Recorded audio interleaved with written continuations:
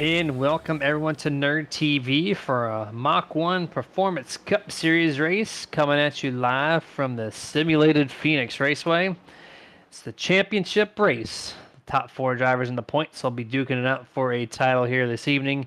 And track temps right now sitting at 101 degrees, 82 in the sky. Little humidity there at 24%. It's partly cloudy, 5-mile-an-hour winds, not going to play a factor here this evening. My name is Jeremy Stanley, aka Jay Swifty, and to my right hand side, the man who rooted on or cheered for the number 12. He's got all the gear, he's got the background. You can see it in my camera angle. I'm supporting your man. It's a Ford winning. So how you feeling after yesterday? Man, to say that it was real is an understatement. I'm very excited. I wish a lot of people could have seen how I was at the end of that race. I had never been so nervous for the last 40 laps of my entire life. Big deal for me, obviously, if you know who I am. This is my life. I love racing, and I've been waiting over 20 years for my favorite driver to win a championship, so it was really special to me. Cried probably the hardest I've ever cried for anything. Yeah. So, yeah, I mean, I'm just very excited. But, hey, I don't got all the gear yet. Just remember, I got to pre-order all the shirts and the hats, and by early December, I should have everything. But with that being said, congrats to my boy on Sunday, obviously. We got a champion to crown here tonight between Richie Coy, Jeff Chandler, Brody Hanna, Jamie Knopp, and Jeremy. If you think about it, all four of those drivers all have a very, very high chance at going to victory lane and hoisting that Mach-1 Performance trophy at the end of tonight. It never seems to amaze me whenever you get the final four set, and then somehow, some way, minus the truck series in real life, that you can get all four of the top guys grouped up, top five, top six. And so I believe in what you just said. I think the top four, any one of them, have a solid chance. Phoenix is a different racetrack. It doesn't run like a typical cookie cutter, like your short track. It's its own unique shape. And so you get here, you don't know what to expect after seeing the performance. I mean, they ran this race back in what, February or March? I think March. So Yep. it's been a long time since we've seen them come to Phoenix, and people have learned how to build the setups differently now. They've had almost an entire year to work with this next gen car. So you can kind of look at the stats from March and go, okay, I think I know who's the favorite, but in reality, it's up in the air. Whoever's going to be the fastest tonight, whoever brought the best setup, they're going to be the good one to watch out for. Yeah, and it's a great thing too, Jeremy, that you brought up stats. And I mean, when you look from the Phoenix race back in March, that was my first race with you guys. So just think that our first track was Phoenix together. So this will always be a near and dear place to my heart here on Nerd TV and the Nerditudes group as a whole. Fred Morrell won that race, absolutely dominated. We saw a lot of late race drama late in the going, some big wrecks. Crazy restarts. And out of all four guys who are in this championship hunt tonight, Jeremy, only one lap was led by any of them. And that was Richie Coy. And their finishing positions were second from Richie Coy. Brody Hanna finished fifth. Jeff Chandler was 26th. Remember, he was kind of still getting used to the car. That was when Jeff was really struggling back in that number 31 machine. Now he's competing for a championship. So it just goes to show that maturity from Jeff Chandler from the beginning of the year right up until now. And obviously Jamie Knopp, rookie, about halfway through this season, doesn't come in. He's able to run all the races. He makes the championship race. This is crazy. And he wasn't even running back at Phoenix, so he doesn't know how these guys are going to drive Phoenix here tonight. That's going to be a huge question for him. So if you really look at the stat book, Jeremy, from earlier on this year here, any of these guys can win. They have a 1 in 4 chance at winning this race. Yeah, and you can see on the right-hand side that scoring pylon, the top four that we're all talking about here this evening is highlighted in green. Everybody else that is not for the championship is in white, so it gives you guys a little easy visual to keep up on where the top four are. It does not matter where they finish, as long as they're ahead of one another. That's going to determine the final outcome here for this championship. We got 15 seconds left before practice is over. Richie Coy, one of your four. You see him on the top of the pylon there. First place with a 27.333 in practice, looking stout. His teammate Brody Hanna third, 1/10 back with a .428. Then a couple further spots back, you see them right next to each other, 0.529, 0.565. That's Jeff Chandler, Jamie Knopp. It's all four of them definitely within the top 10.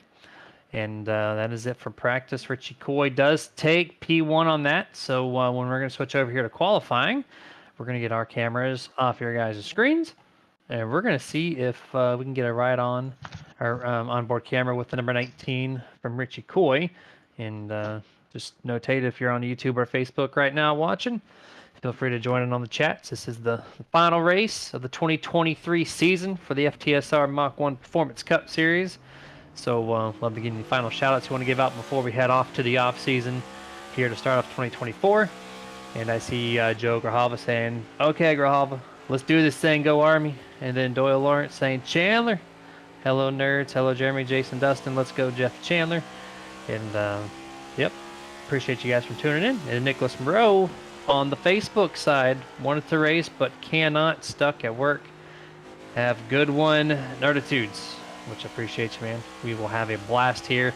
I love Phoenix. I know these people next to me, I don't know if they do or don't. My brother hates it. Our co-partner here from last year, Kenneth Bishop, he hates this place. He wants it to be thrown away. Dustin, and producer in our ear, he's in my ear saying, I love it. So, Jason, what do you think about this track? Yeah, you know something, Jeremy? This has been a track for me that I really haven't run a ton of on the iRacing service. But any other time I've raced this track, whether it be a video game or another sim like NR 2003 or something else, for example, this track, it's kind of like a hit or miss. I mean, back on the console side of games, I always really didn't like this place. And I know obviously the console side of things is way different than the sim, but it's a very technical racetrack, and it is a short track in a sense. I don't care what anybody says. It's under a mile in length. It is a short track, whether you want to agree with me or disagree with me.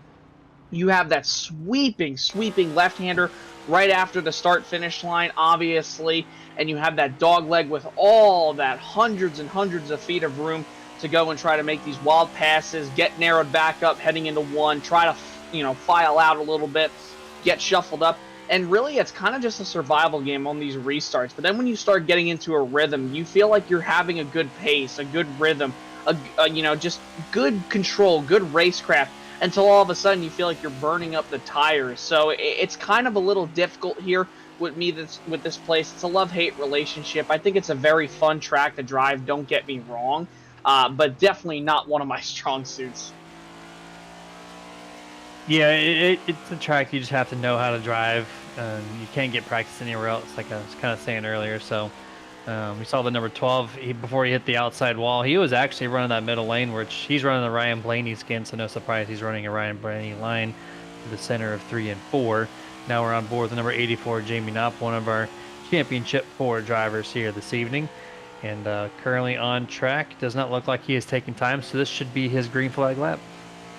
Yeah, and Jamie really needs to have a good run. He was the slowest out of those 4 guys in the championship hunt. But don't count out Jamie Knopp. He, just like Ryan Blaney, he has woken up in these playoffs for sure. He has had a consistent amount of finishes here these last handful of weeks, obviously. So, I mean, when you look at what he's been able to do here, I mean, it's just been insane. Going from a rookie, just halfway into the season, he was able to come in here, and then ever since then, he's been able to finish in the top 10 the last 3 races. I mean, he had a really poor 18th, 17th, and 13th place finish at Vegas, Charlotte, and Talladega, but when you look at the rest of his finishes, they're all inside the top 15 pretty much. So, I mean, he has been very consistent, especially with those 2 finishes. And I mean, half the time too, Jeremy, when we're talking about him, he's a guy who's up there, then somehow, some way, he gets screwed over and finishes in a place very undeserving. And by that saying, I mean, towards the back or middle of the pack, he's always up at the front. I very well think that Jamie Knopp could be a sleeper here tonight. Yeah, he's 2/10 off the fastest time, and he could very well be. Strategy can play big here. Being an intermediate style track. So anything is up for grabs. But you always want to start off with the fastest speed right now, right? And so that's why we're looking at our fastest guys. Richie Coy, P2's teammate Brody Hanna, P3 in qualifying. Jeff Chandler, P5, which I see Doyle Lawrence on the chat saying Jeff told me earlier today he feels like he worked on a really good setup for tonight. Let's do it. So looks like everyone has got positivity floating around that camp for the 31 to get the job done here. But looks like Fury Motorsports so far early on are going to be the favorites just based off of lap times alone.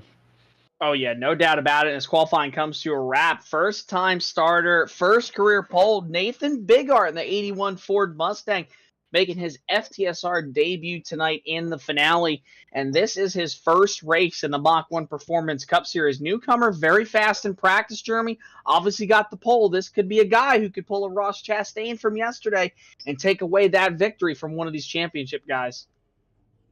Yeah, 100% here, newcomer to the league, and I'm surprised he got a late entry, but if he races clean, he can impress the admins and carry on to the 2024 season. And it looks like our producer Dustin has the camera on pit road this time, gives us the nod to go ahead and go. So we're going to get on the official order here for the Phoenix 200. Nathan Bigart is going to be starting P1, Richie Coy second, Brody Hanna in third, Ben Tracy's going to start in fourth, Jeff Chandler fifth, Jose Acosta in sixth, Daniel Simmons in seventh, Joseph Grijalva in eighth, Ryan Hendrick in ninth, and P10 tonight. Number 9, Colby Mice. Next row, you got Tony Solari, Wayne Grossi, that's 11th and 12th, 13th, 14th, Chad Lang, Stephen Allen, 15th and 16th goes to Chris Beck, Sherwood Williford, 17th, starting deep in the field, but he's got to do something tonight. Jamie Knopp, one of those championship Ford drivers, and your last Phoenix race winner, Fred Moreau, coming from the middle to back of the pack. Daniel LaFleur, James Wallace, top 20, and then you have the last two rows, Brian Dublé, TJ Bartel, Colton Gum, and Steve Loomis, Jeremy, and that is going to be our final starting order for the 2023 Mach-1 Performance Cup Series season. I see Rounds 9 on YouTube saying, hello back to you, man. And there was a penalty issued from last week involving one of your championship four. Brody Hanna, the number 23, is going to the EOL to start this race. So the 23 will be starting in 24th place, not off his third place qualifying time. So we got the pit stall selection. He does not have the track position, so he's going to have to use some strategy to conserve some tires. Don't try to get involved in some wrecks to get it back himself back up to the front tier, but you see him coming up to the tail end of the field. Pace car is already down. Enters it really early compared to most tracks. Going through turns 3 and 4, old 1 and 2. And we're going to see what this number 81 Nathan Bigart can do. We have never seen this man race here before. We're going to see what he's up to. Green flag is out. The Phoenix 200 is officially underway. And a great start there for Nathan Bigart here for the final race of the season. Everybody, though, you're starting to see him go 1, 2, or not 1, but 2, 3, nearly 4 wide. Very calm restart, or not restart here, but initial start of this race as they go through turns 1 and 2. Down the back, entering 3. The first side-by-side battle you see Tony Solari battling right there with Colby Mice on his outside heading at a 4. Top 10 single file. Looks like 12, 10, or yeah, right around 12th on back. They're going 2 by 2 for the most part here. Some like to take the dog leg. Some stay above the yellow line. They go through turns 1 and 2 right here. Nathan Bigart's got about a 2-car length advantage over the 19, and then the same deal for the 31 Chandler, Ben Tracy in the 8. So they're all kind of spacing out here pretty quickly, at least in the top 10. Outside of the top 10, there's still a lot of racing going on to try to figure out where they're going to be early on in this run. Yeah, you know, this race is probably going to be more than likely going to get spaced out, Jeremy. I mean, we saw it yesterday in the Cup Series race. We saw it in the Truck Series race besides the abysmal finish. And then obviously the Xfinity Series race on Saturday. Same thing. The only thing you can give a comparison to, obviously, is you see Tony Solari really lose in front of one of your championship 4 contenders being Jamie Knopp there. That is something that Knopp wants to get out of quickly as he heads down to the bottom. Is that this race is going to get very strung out like the Cup race yesterday. So if these guys watched that race yesterday, which most of them probably did, you could probably have some kind of understanding of how this car, how this track is going to adapt here tonight. Yeah, we saw the Real Life Cup boys do it in 1 and 2 anyways. They're running upwards of the middle to upper half of the track and doing a little diamond effect where they get the car up there, they use the center of the corner to rotate, and then they get a really straight launch off corner exit, which helps a lot. But on the iRacing simulation platform, I mean, there is a grip line up there. I don't know if it's going to affect them as much as the real life guys. And also below the yellow line, you saw a lot of people run that flat part of the apron in 1 and 2 to kind of rotate their car. Doesn't really work so well here in the simulation world. So we're going to see a lot more hugging of the yellow line, maybe second groove at most. If you're running the third groove, is because you got something really good or your car is just not handling as well as it should. Yeah, definitely. And I think too, Jeremy, real quick, maybe if we could take a look at the weather conditions if we have them available. I mean, look at the track temperature here tonight. 92 degrees. That is very hot here. Obviously. I mean, I know that we're in the desert, dry heat. It's not really the humidity you got to worry about. It's that dry heat. But with the sun beating down on this racetrack here tonight and these cars having little to no grip, they're going to be slipping and sliding. You're already seeing some cars getting into the wall. There's Tony Solari. He brushes it out of turn number 4. But I think the troublesome spot you're going to see it happen at, Jeremy, is probably coming off turn number 2 just because of the transition. But also you could see it very well, even, an equal amount or even maybe more times coming off turn 4. We saw Kyle Busch do it late in the race yesterday, even though the sun was kind of down at the time. But it's no surprise if you do see guys losing it off turns 2 and off turns 4 tonight. Yeah, I've already seen a couple of wall slappers off corner X at turn 2. I saw the 06 do it. Number 11, Tony Solar, he's also done it once. Update on the 23, Broda Hanna. He's already passed 5 cars. He's up to 19th place after starting 24th with the EOL penalty. So quietly moving through the field early on. Yeah, he just really needs to keep his head up on his shoulders and keep his head going forward. Don't mirror drive. Don't be aggressive early on. We know how aggressive Brody Hanna can be in the earlier portions of this race. He's got, he's got pretty much 190 laps to go in the next 2 laps. 190 laps to go is a long time here at Phoenix. I know it's a mile racetrack, but these lap times are 30 seconds long, and obviously track position is going to be huge. He's going to have opportunities. He's going to have to make his way up to the front quickly, but he can't burn up his stuff, and he can't run his equipment too hard to the point to where he puts himself in danger. It's very easy at Phoenix to overheat the tires and destroy any type of long run that you would set yourself up for here at Phoenix.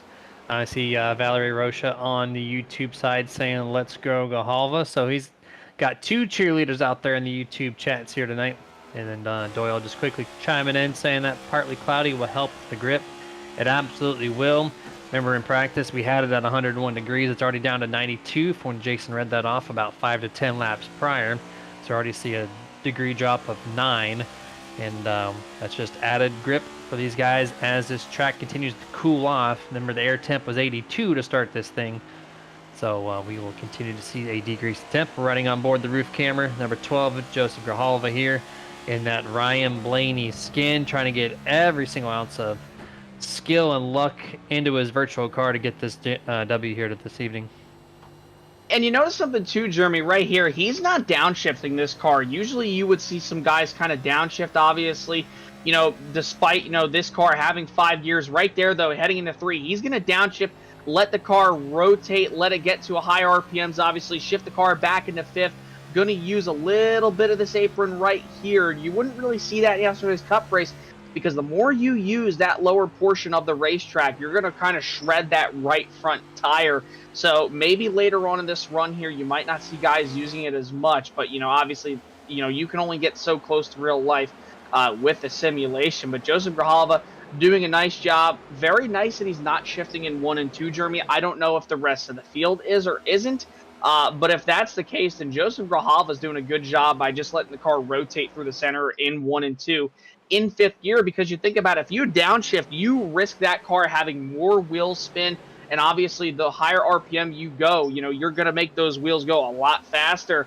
And you risk that car kind of spinning out a little bit. It can really unfold from you. And then when you try to shift and get up through the gears out of the corner, that can really put you in a predicament where you could get loose. So very nice to see him going through 1 and 2 and being able to save just a little bit of tire. Yeah, that's an excellent point. We saw at Martinsville. I think we determined it was a downshifting issue where they go from 4th to 3rd into turn 3 and turn 1, and then the tires would lock up in the rear just because such a high RPM, and it looped around multiple people. So as this run persists or keeps going, you're going to slow down your lap times, and that's when you're going to start grabbing for gears a little bit more and more, and that's when you have to be more aware that the fact that, hey, I can, overdo this and spin myself out. This being a faster track, you have more of an opportunity to hit the outside wall. Definitely don't want to do that, especially if you're contending for a championship tonight. So, at least for stage one, which is about 60 laps, by the way, going to be ending stage at the end of lap 60, and then they go all 200 laps the rest of the way to get to the checkered flag here this evening. Just got to keep yourself aware. Make sure you don't overdo the shifting as you talked about, and save it for the end of the race when it matters the most. And if you know something to do, Jeremy, with the shifting, it's kind of like being at a road course. You don't want to downshift too early because you risk wheel hopping that thing and creating that car to hop around and really lose traction and create a lot of tire wear in the rear of the car. And then the same thing with upshifting early. Usually you want to upshift that car right when it's about to hit about 9,000 RPMs, pretty much. And when you do that, you're obviously going to create a little bit of wheel spin in the rear right when you're going to shift. And it can really hurt those rears. So if you upshift earlier at a lower RPM, you're not going to hurt the car as much, and you're not going to hurt the car as much either when you're downshifting later. I know it sounds very complicated to some people probably, but it isn't. Obviously, I mean, and for us too, Jeremy, for guys who have driven these race cars, these things are very sensitive when you do downshift early. And when you do, downshift later, upshift early, upshift later, it all depends. And I mean, the Gen 6 car was like that. But in my opinion, I have not seen a car quite handled nearly as poorly when it happens quite like this next-gen car does. Yeah, it's easier for us to say because we've done this for so long, and there sounds like there's a lot of jargon going on. But at the end of the day, when you're in the car feeling it out, you can just tell. It's so much easier doing it than it is trying to listen to someone else like us try to tell you how that feels. And as these guys continue to cycle through, we're a third of the way through stage one. We're on lap 20, headed toward lap 21. And it's a great time to shout out our series sponsor, the boys from Mach-1 Performance. It's the official sponsor every single Monday night for the Monday Night Cup Series. It's a race car fabrication shop that was started by the late Johnny Coy Jr. The shop has produced champions and winners in all sorts of racing divisions, from the road circuits like SCCA and NASA to dirt and pavement oval racing. So visit them at Facebook at facebook.com/Mach-1 Performance. Noticing right here that this 31 of Jeff Chandler, Jeremy, has been a little bit faster these last couple laps. Last time around, he was about 200ths faster. That last time around, 500ths faster than Richie Coy. But just like in yesterday's Cup race, dirty air is huge here at Phoenix. Probably more than likely at a mile and under track that we go to. This track plays dividends with the aero package probably more than ever, and dirty air will just hurt this car. I mean, you could make an argument for Bristol, but I promise you there is no track that's more aero dependent and how beneficial clean air is on a mile or less track on the Cup Series schedule than Phoenix. And I think that's why we haven't seen this 31 really be able to do anything yet. He's been right to this 19's back bumper, just not able to do anything considering the fact he's running the same line, but he's got a really nice run coming out of turn 4 right here. Might do something with it. Coy gets a little loose, and Chandler's going to look to the inside through the dog leg. Coy usually has the better long run car, but it looks like he was a little too fast on the short run here. And here comes Jeff Chandler to make the pass through 1 and 2. Unable to completely clear him off turn 2. Oh, car on the wall. Looks like one on the wall there, a few car lengths back. Richie got really close to the outside wall there, but now the 31 of Jeff Chandler, even though he's only in second place, this is the championship spot. Does not need to win. So Nathan Bigart has just over a second lead, but the 31 right now is now currently in the points, and we're going to the replay here, their TV replay that is, and Ben Tracy really loose off turn 2. I thought he hit the wall, Jeremy, and I agree with you too. Richie Coy got awfully close. I thought the 31 was going to pitch him into the wall, but that 8 of Ben Tracy didn't even touch that outside wall. I thought he did, and that's why I said car in the wall, because I thought he hit it, and he didn't. So great recovery by Ben Tracy. Again, one of those guys who's been really good recently from the middle to the end of this season. He's been contending for stages. He's been contending for wins at times, for the race lead. We saw how good he was earlier on at Bristol a handful of months ago, or weeks ago, rather, I believe. And he's having a great run tonight, -2 positions. But this is going to be an interesting thing to see here between this 31 and 19. Does Jeff Chandler have what it takes to run away from Richie Coy? He's going to have the dirty era of Nathan Biggert in front of him, but Richie is going to be hot on his heels, putting pressure down. Did this 19 burn up his stuff too early, or is Jeff Chandler just on the aggressive go button earlier than the 19 is? You know, the 19 got passed by Jeff Chandler, and then at that point, Richie's been holding on. Minus this point off of turn 3 and 4, he overshot the entrance at 3. It looked like the car got really tight, pushed up, and it pushed up a lot.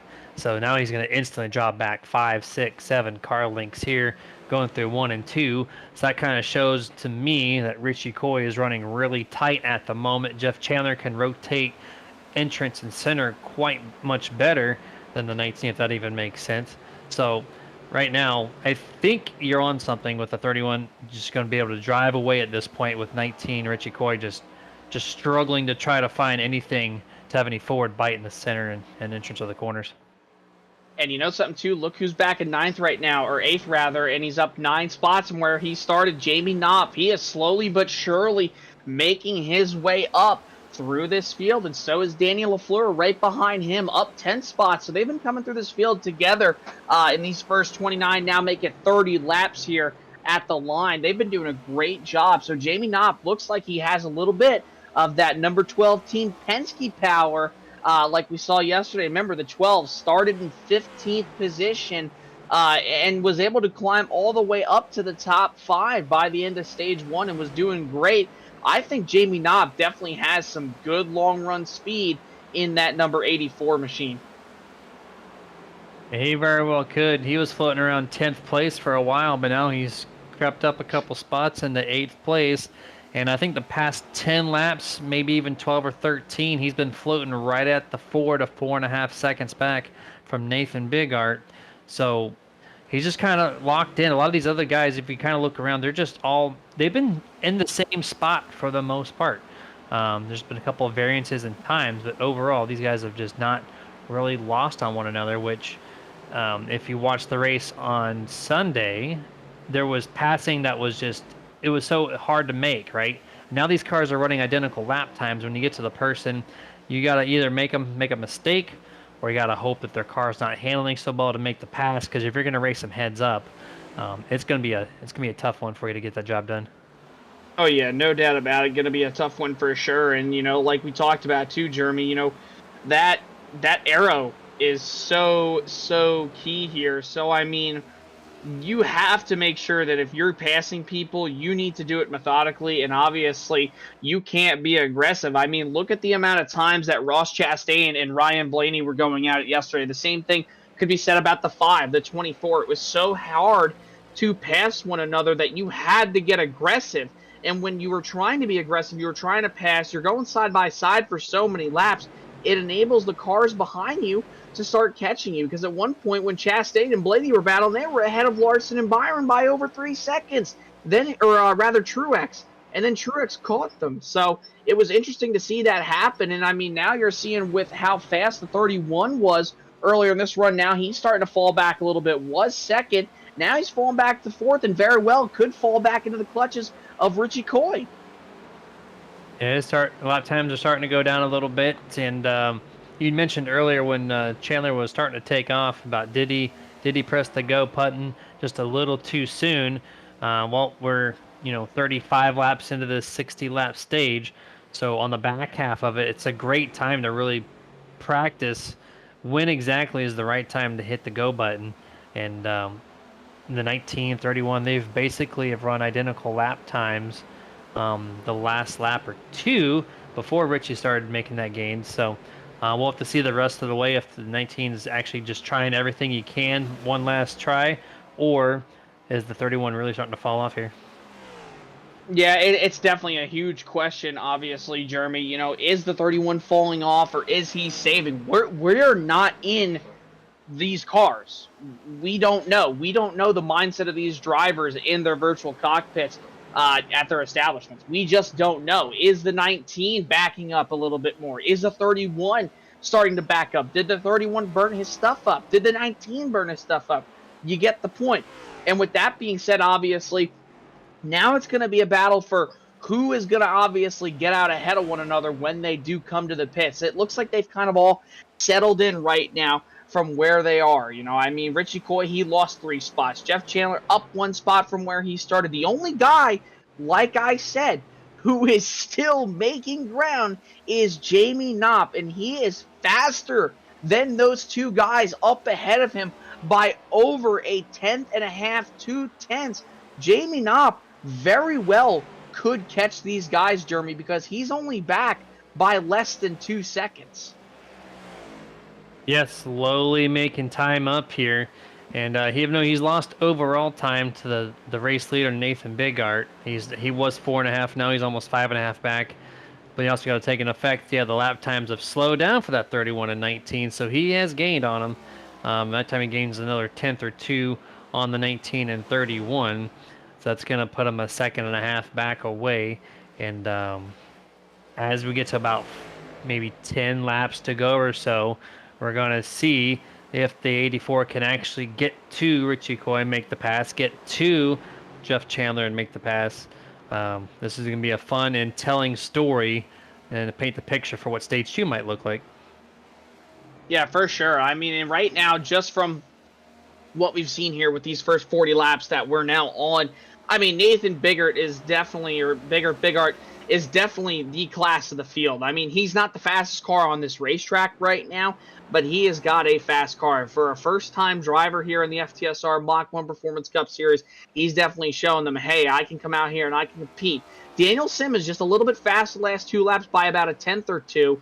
So he's slowly catching him. Maybe Daniel Simmons has the super long run car that I usually talk about. Remember, there's that short run, there's that medium run, there's that long run, and then in Jason Rockefeller's book, there's that super long run car. Maybe Daniel Simmons has just that. Jose Acosta finally broke through a couple weeks ago in Vegas. He is continuing to show this strength. He finished second last week at Martinsville to Stephen Hollingsworth, and you could have argued and said this 24 car could have been the race winner. And here he is again, showing his strength on a mile under track. I'll make a quick mention 2 laps ago. The number 5, Fred Moreau, was trying to make a pass on the inside of Joseph Grijalva and got loose and overcorrected, hit the outside retaining wall on corner exit 2, and Fred Moreau in the 5 has backed out of the race. And also the 77 of TJ Bartel, he got involved with a 2-car wreck with the 17 of Steve Loomis, and that put too much damage on his car. He's out of the race. So 77 and the 5 both are going to be finishing 23rd and 24th here this evening. Yeah, and Tony Solari is actually on pit road right now as well. I don't know if maybe he just decided to finally come into the pits, had enough of it. Maybe he's going to try to leapfrog everybody. I mean, he is very well going to go a lap down right here, no doubt about it. Heck, he might even go 2 laps down. And Jeremy, this is something too that's interesting. You got to think about too. And I don't really think it was obviously touched about much in the Cup race yesterday. Think about this. In our second and final stage of the race, if we go green all the way, I mean, pitting and taking that undercut, if you're a driver right now, let's say it was the second and final stage, but like 60 laps to go, last pit stop, Jose Acosta's back by almost nearly 2 seconds now. He pits in 2 laps prior to Nathan Bigart. He very well is going to leapfrog the 81 machine. And I don't think it gets talked nearly enough about how long that pit road is, all the way from turn 1 all the way to turn 2 rather, all the way to nearly turn 1 out of the dog leg. So it is a very long pit road. So if you're not really hitting your marks every lap, and if you're not choosing the right strategy, you very well could lose time, not only on pit road, but also on the track. Yeah, 100% there. Doyle Lawrence saying that Jeff Chandler will make the adjustments needed to do to put his car in a much better predicament here for the long run on stage 2. As we're seeing Jamie Knopp, he is now to the back bumper and almost looking to make the pass on the 19 Richie Coy. Right now your championship runners are 4th, 5th, and 6th on the scoring pylon for the top 10 anyways. Brody Hanna up to 15th, so he's almost there, getting closer and closer to that top 10. But right now, this is an awesome race here for your 3 championship contenders as we're approaching close to the end of stage 1. Yeah, this has been a very competitive so far championship 4. I mean, they are now all 4th, 5th, 6th, and then obviously you have, Brody Hanna back there in 15th still. We'll see what he can do in this second stage coming up. But I talked about it, Jeremy. What did I say? I said Jamie Knopp very well could catch Richie Coy and Jeff Chandler. He's caught Richie Coy. He's passed him. He could go after Jeff Chandler, but I just don't think it's going to be enough time. Yeah, he needs 2.5 seconds to make anything happen to get to the back bumper, the 31, and with 12 laps to go at the line this time, I don't think he's going to be able to get there. Give a quick shout out to our personal sponsor, or company rather, nerditudes.gg. If you want to head yourself over there, we have the official swag site set up. We got our Nerditudes gloves and jerseys that are made exclusively from Martin Sports. And then just below that, if you scroll down, you're going to find 3 of the newest Shirtitudes lineups. It's kind of a nerdy, fun shirt to have. Or if you want to look racy, get some of the best gloves in the business from Martin Sports, or our jersey exclusively from them.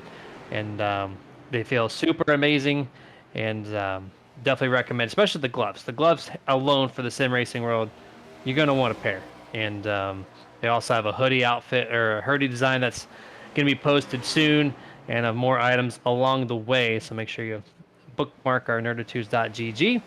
And when you do check out with the gloves or the jersey, you can get 25% off when you use the code SuperNerds at checkout. Oh, yeah. And we got some of the best dang merch in the business. I promise you that. And obviously, Scott and Dustin do such a great job designing those shirts, not only with Dustin's designs, but obviously with the help of Martin Sports. Great dude. Scott Martin, the GOAT for sure. But, we also got a few GOATs still going at it right now, that being Jamie Knopp and Jeff Chandler, and obviously Richie Coy. And I mean, Richie Coy, if you think about it, speaking of GOATs, Jeremy, I mean, he has pretty much been the GOAT of this season. I mean, when you look at his stats, they have been absolutely almost untouchable. And you can make some arguments for maybe Jeff Chandler, or some of these guys who came in later on in the season, but nobody has touched Richie Coy's stats at all. And to see this number 19 fading 5 spots from where he started, only 52 laps into this race, I would definitely be worrying a little bit if I were Richie Coy. So when this caution comes out at the stage end, and he has the opportunity to come in here, change 4 fresh Goodyear Eagles out, take Sunoco fuel, he better make sure that he's making the right adjustments for this race, because it very well could go green all the way to the end. You see number 12 having a battle here with the number 9, Colby Mice, through the dog leg there. Colby's going to take that position. And I don't know about you, Jason. The way Jeff Chandler is sitting on track compared to the other 3 championship contenders right now, does this look fairly similar to what Ryan Blaney was doing? He had the fastest car for the most part and was able to bring it home, but it looks like it's a very familiar spot, what Ryan was yesterday to what Jeff Chandler is right now. Yeah, I would probably say so. I mean, and it really was. I mean, you look at yesterday, obviously, it was really earlier on. Obviously, Christopher Bell, before the end of stage 1 even happened, he blew a brake rotor, a right front rotor, heading into turn 1, and he had no shot. But Blaney was able to come up through the field methodically. He got to Larson, past Larson, kind of just sat behind the 5 then, but was able to get back to him. So, we'll have to see here in this second stage. Remember, that's what's going to matter, obviously. And you want to make sure you have a good pit stop and obviously make those right adjustments for this second half of the race. But, with just a handful of laps to go here, 5 to go at the line, stage battle is heating up a little bit. Jose Acosta has somehow miraculously caught the 81 Ford Mustang of Nathan Bigart, and he looked to the outside. Now he's going to try to cross over, go down to the inside. We know how aggressive Acosta can be here, even if it means for a stage win. He's all over the back bumper trying to set himself up for a pass in a 3. Yeah, Daniel Simmons was catching Nathan Bigart in a hurry, but then the 24 of Acosta was actually catching Daniel Simmons even quicker. And so the 24 made the pass on the 06, which kind of slowed up the run, the momentum that Daniel had. So he's kind of backed off a little bit. And now it's Jose versus Nathan here. Going to be coming to 3 laps to go at the line for stage end. And the 81 Nathan is showing just exactly what he is worth so far to these guys at FTSR. He is running the correct line, taking everything away so far from Jose. And let's see if Jose has any more tricks up the sleeve for the final 2 laps. I think here, Jeremy, if he wants to try to get around this number 81, he's going to have to try a different line. Maybe the diamond effect through 1 and 2. You can see him going up through the middle of the racetrack. He's going to cut down right there. A little bit of a diamond effect. Going to have the drive off the corner, and actually had a really good run, nearly slapped the wall, not only himself, but Nathan Bigart did. And heading into 3, that bottom lane so dominant, he might have to try that middle. But I think it would be safe to say if he wants this stage win, stay behind him in 3 and 4. I think his best shot is getting him out of 2. He's got a great run, though, heading into 1. Lap traffic going to come into play. Pit entrance closed. Now we have the 2 laps to go here. Lap traffic 44. Chris Beck, let's see if he plays any. Oh, the 81 hits the outside wall of corner exit turn 2. Able to keep the momentum going. Not getting passed by Jose Acosta. Gets to the bottom of 3 and 4. 44 Chris Beck moves up the track. Allows the 2 race leaders to go by without problem from that point. And we got 1 lap to go here. The 81 still makes some ground over the 24. Looks like Jose Acosta is going to try to change his lineup, as you said, going to move a little bit higher in the entrance, straighten up the corner exit here. Does not look like it's going to be enough. Nathan's going to come into his first FTSR Mach-1 Performance Cup Series race, and he's going to claim his first stage win. Great job by Nathan Bigart to not be able to let that 24 put him in too much of a pressured situation to win that stage. Obviously, caution going to come out once the top 10 cross the line. Colby Mice will get that final stage point. And just like that, our first Roasted Gems coffee caution flag is out for the night for the stage break. Jeremy, we're going to have some stuff to break down here probably before we go green, more than likely, because that was a very interesting stage 1. And I'm excited to see what stage 2 brings for us. 100%. So it's our time to take our first picture-in-picture commercial break. And then we'll be back shortly after the pit stops to break down things before the start of stage 2.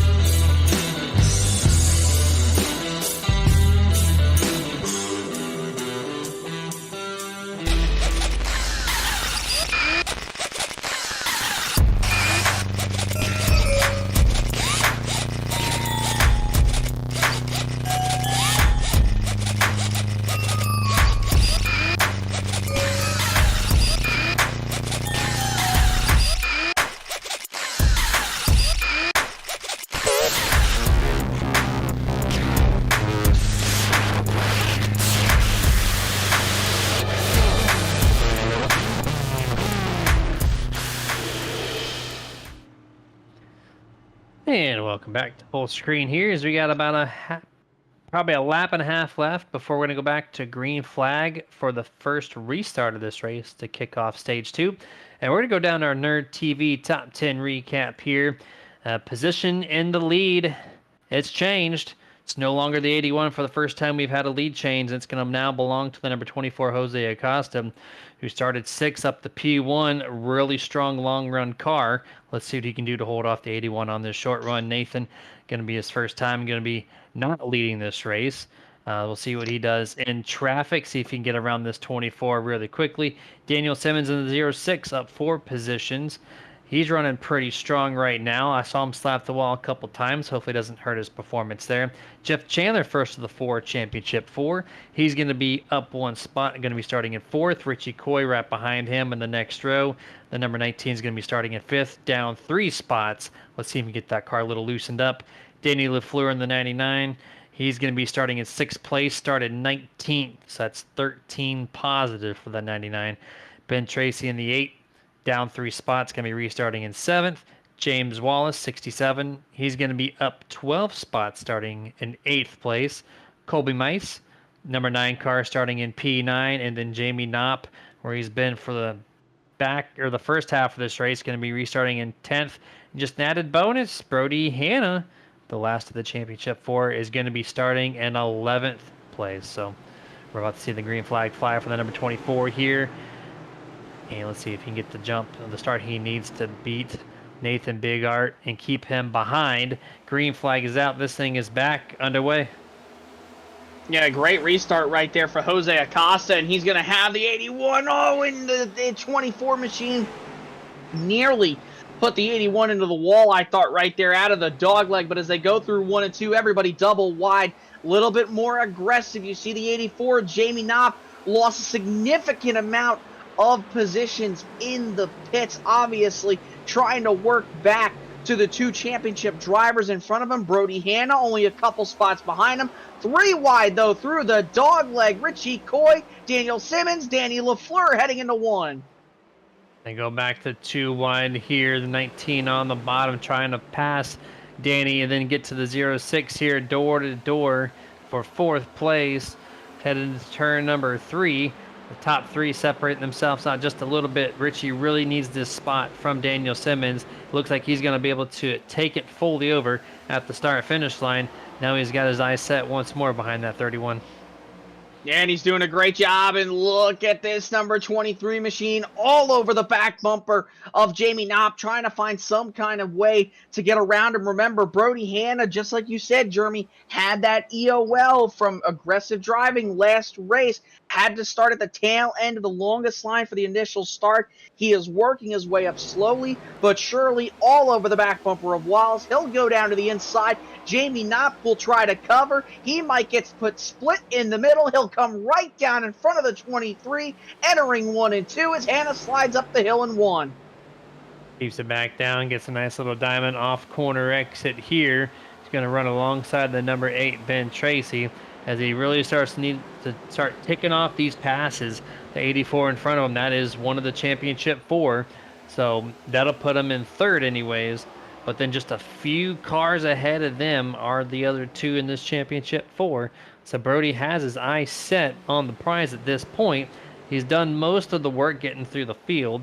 Now just has to conserve those tires a little bit, and just maybe, a car comes to him in the long run. Yeah, I mean, he posted his fastest lap time of his race last time around, 27.848. So he's got a fast car now. He knows he's running lap times better than what he did. And even that time around, 27.760, faster than the last fast lap he posted just a lap ago. He's got the speed. He just has to keep his head on his shoulders and pointed forward. Like I said earlier, it's a long race. I know that, with the lap counter, it's lap 71 coming to 72 out of 200. You think that's not a lot of time, but he's going to have 1 to 2 opportunities to outrun these guys on the long runs and also into the pits if this race were to go green. So if you're Brody Hanna, you're racing hard, but you got to race clean. 100% here. Richie got really close to Jeff Chandler there entering turn 1. Backs it off a little bit on corner exit, that's exactly where the 31 seems to be excelling this entire race so far. 72 laps into this 200 lap event for the Phoenix 200. Right now, Richie doesn't really gain anything in turn 3 and 4. Comes back to 1 and 2. This is Richie's favorite corner is turn 1. If he can somehow get turn 2 gripped up, which he just cannot, Jeff just has a much better rotation. Oh, the 23 Brody Hanna slaps the wall off turn 2. Very close call for Mr. Hanna off turn number 2. Nearly could have lost it. Saw him get squirrely a few laps ago as well off turn number 2. But he was able to save it.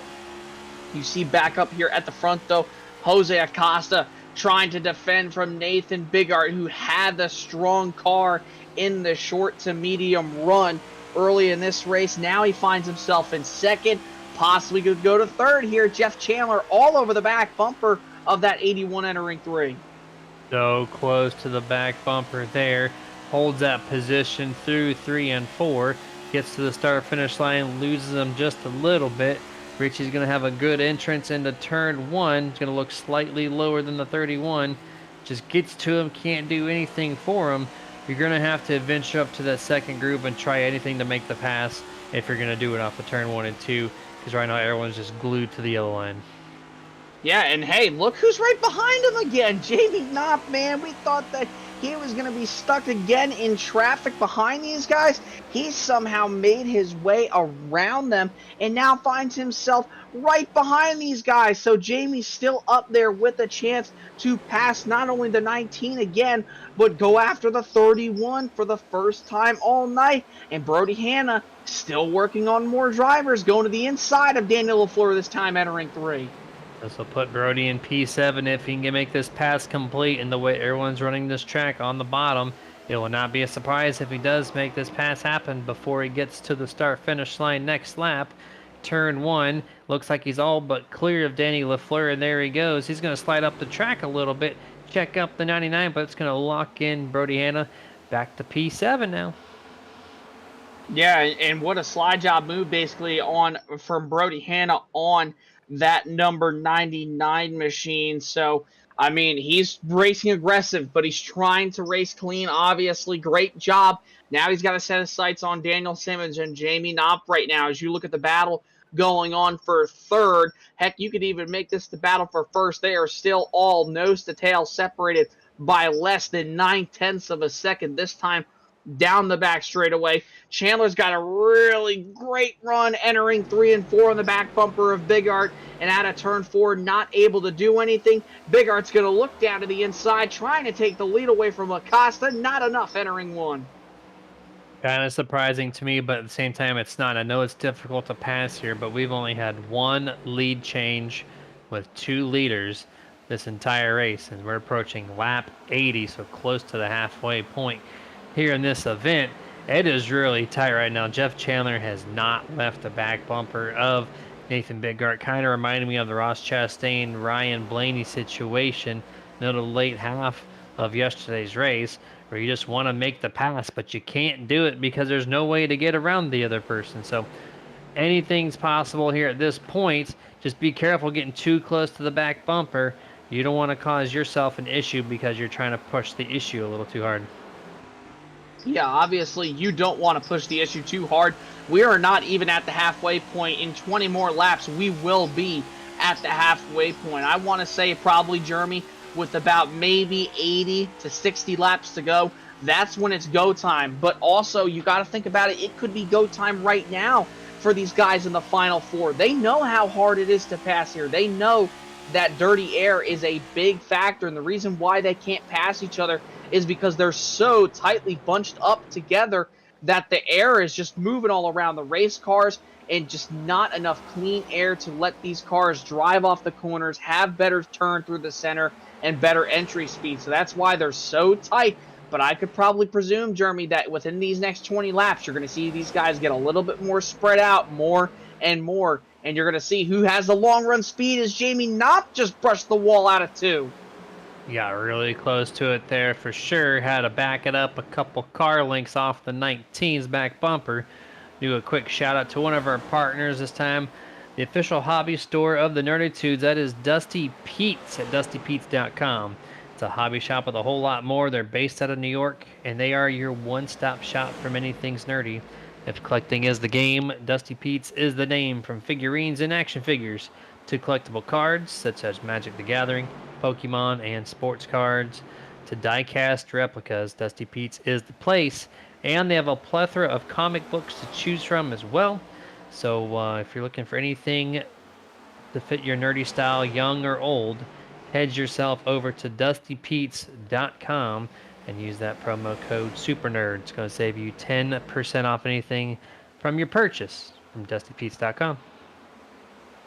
Noticing right there too, Jeremy, 31 got around that number 81 machine. So a great move by Jeff Chandler to get past Nathan Bigart. Now the Richie Coy car has to methodically get around this 81 machine. If Jeff Chandler could do it, I'm sure Richie Coy's thinking to himself, I could do it too, but I have to have the car. And you look back behind these guys, Brody Hanna, he's fallen back now behind the 99 machine, and Ben Tracy now is all over his back bumper entering 3.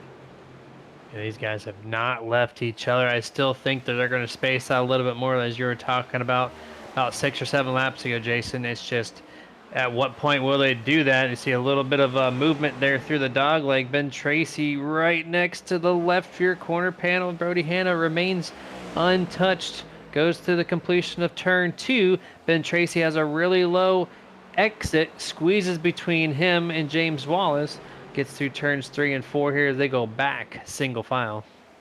I think Jeremy right here with this 23, I don't think he's loose. I genuinely think he's just too tight on exit. You saw how high he was at a turn number 4. Watch how high he's going to get here as the 8 and him battle side by side really closely. Watch how tight this 23 is going to get off the corner.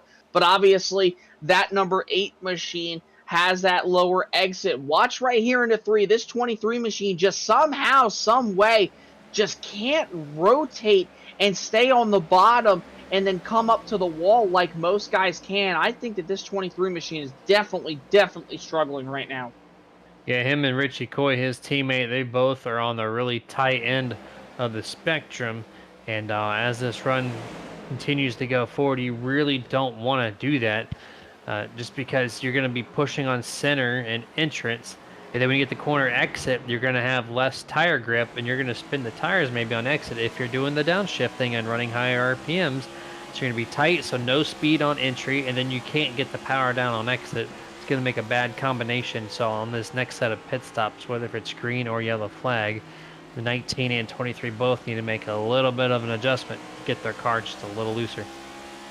Yeah, and take a look at right now this guy right here, Joseph Grijalva. We haven't really talked about him a lot all night. Obviously, sporting that Ryan Blaney dark blue and yellow Menards Ford Mustang. He's trying to make his way up inside the top 10. He's able to pass James Wallace. This is a guy who I think next season very well, Jeremy, could probably be a title contender. I mean, you look at his last few finishes. I mean, besides Martinsville, which he very well could have had a good finish. Every single position he's finished in from his 4 starts this year in the Cup Series have all been no worse than 9th. Obviously, like I said, take away the Martinsville 20th place finish from just a week ago. A 9th at Homestead, a 3rd at Vegas, and a 6th at Charlotte. I think that Joseph Grijalva very well, just from the looks of it, could be a contender next year. Yeah, I think he's shown some great speed, and next year in 2024, that'll be one of the guys to keep your eyes out on as he gets more and more familiar with this group that have ran here for so long. The 12, speaking of which, he got really tight on corner exit, had to back it up. He's going to lose 3 or 4 car lengths, checked up the 67 there, James Wallace, who was right behind him there, and now he's got Colby Mice and James Wallace on his tail. Yeah, and that was a heartbreaker right there coming off the corner for Colby Mice, because he nearly got put in the wall going through into turn number 1. The 12 just chopped his nose off, took that high side away from him, entering the corner and off the corner. Now you see Mice battling with the 67 of Wallace, but this 23 machine holding up all of these guys. Look at the amount of ground he has lost to Danny LaFleur. That is almost an entire 2 turns of track between the 23 to the 99. I tell you what, Jeremy, this 23, by the looks of it right now, I really do think that Brody Hanna might have to pull some kind of strategy move if he wants to go here and win this title. I mean, look at the iRacing iFlag track map. Look at the distance between himself And Danny LaFleur, you see him right there, the green number highlighted on your track map at a turn 2. He is half a straightaway behind. That is huge for that 23 machine with a track where track position, dirty air are two key factors. He's going to have to pull some kind of strategy, I'd have to presume. 100% here. Jumping to the YouTube chats. I see Brian Fine saying, "What's up, nerds? See y'all tomorrow. Wish you luck at Auto Club tomorrow, sir." And then Doyle Lawrence saying, "Let's go, Jeff, once more, making the right adjustments to minimize those mistakes." And right now, he's in second place. He's doing the best out of the Championship 4, so continuing to have the run that he needs at this point. And then Tommy Schaefer jumping in there from the Sim Racing Points Truck Series. Hey, what's up, guys? Long time no talk. And he said, "How about that YRB, Jason?" Yeah, Tommy, I couldn't be more happy, man. And hey, we got ourselves a champion in the YouTube chats. Tommy Schaefer, your winner, your 2023 champion of the Sim Racing Points Truck Series over here on the FTSR side of things. And congratulations, Tommy, on that championship, man. You definitely deserve it. One of those fast guys all season long. We talked about how Tommy, halfway through that season, Jeremy, he was starting to heat up, got some wins, got a lot of consecutive finishes, did a great job. Congratulations to Tommy. Yeah, 100% there. Congratulations from my end as well. And hopefully you're enjoying this this race here tonight. And our producer Dustin in my ear saying big congrats to you as well. So all three of us sending that out to you for being the champion of 2023. And Jason, you talked about on lap 80, 20 laps, these guys would space out. Well, we're getting close to that 20 lap point, and I'm seeing a lot of space between these cars, so I think you nailed that on the head. Yeah, I don't know. I'm just nice like that, you feel me? But hey, all jokes aside, I mean, that's just the kind of racing that Phoenix has produced. I mean, if you think about it, with now these 2 years that this next-gen car has been around, you could almost predict how this race can be. I mean, obviously, in the sim world, depending on skill level, obviously the FTSR guys, they have a very high skill set. These guys are some of the best around their iRating, you know, and they run very clean. They're very respectful. They race really hard. This is almost an exact carbon copy of yesterday's Cup race. You saw lap traffic come into play in the later parts of runs like we saw there. You could take stage 1, for example. It was a long, drawn-out run. We thought the dominant car was going to be the guy leading. Turns out, it's not. We had some battles. We had some playoff drama, obviously, and we're already having some here as we're just at the halfway point, coming to 100 laps to go. This time by, Jeff Chandler's sitting pretty, man, but I'm still telling you, do not count out Jamie Knopp. I still think that number 84 machine is going to find a way to win this championship. He's been right there all race long, had a really bad pit stop like the 12 car did in yesterday's Cup Series race with 40 laps to go. And who won that championship? You already know. I see Tommy Schaefer there on the chat saying, well, it's half of the season. The first half wasn't the best. Second half was much better. He appreciates our comments, and he can't wait to be back in the FTSR series next season. And Jason, I think this is our time right now to kick it over to our second picture-in-picture commercial break, as you're getting closer and closer to these green flag pit stops. So we're going to get our ad reads out of the way, and we'll be back shortly.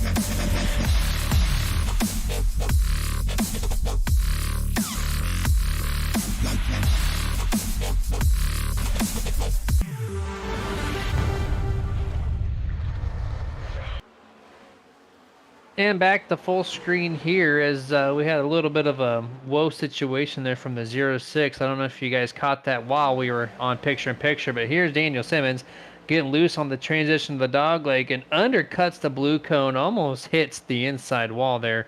It almost looked like to me when I glanced up that I saw a car exiting pit road at 100 plus miles an hour. So great save there from Daniel Simmons.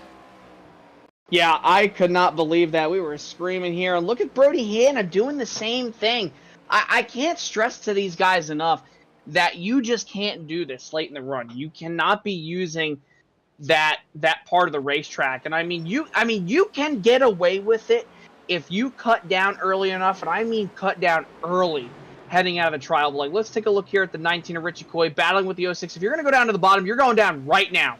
You're going down right now. You're not waiting until you get to the center of that dog leg like the number 06 and like the 23 were. You have to almost time that perfectly. And obviously with how low these cars are, Jeremy, and those rear diffusers playing a factor with transition going from the banking out of the dog leg down to the inside infield part of the dog leg, it's definitely going to play a factor. That very well could be something we see be a factor later on in this race. Yeah, I mean, you saw the 23. That's Richie's teammate. He got loose, so I'm sure they're in the channel talking talking that feedback from what Brony had just experienced there. So maybe Richie's like, all right, maybe I shouldn't do that. But then, we saw him last lap undercut it with Daniel Simmons at the same exact time, a little bit later than what you were projecting for those guys to do so. So it's obviously upsetting some cars. I know quite often the 19 and the 30 or the 23 will have a different setup underneath them, but a couple of guys, getting late into this green flag run, the tire wear is down, and when you hit that transition, you got the really stiff suspension of these next gen cars. They hit that, the rebound doesn't give you the tire grip that you need, and that's why we're starting to see some of these guys slide around when they hit that transition. Yeah, for sure. It's definitely something that we could very well be talking about later on in this race when we do get towards the end of it. And I think, Jeremy, if I had to say, these guys are going to have probably one more pit stop, to say the least. Probably, I'd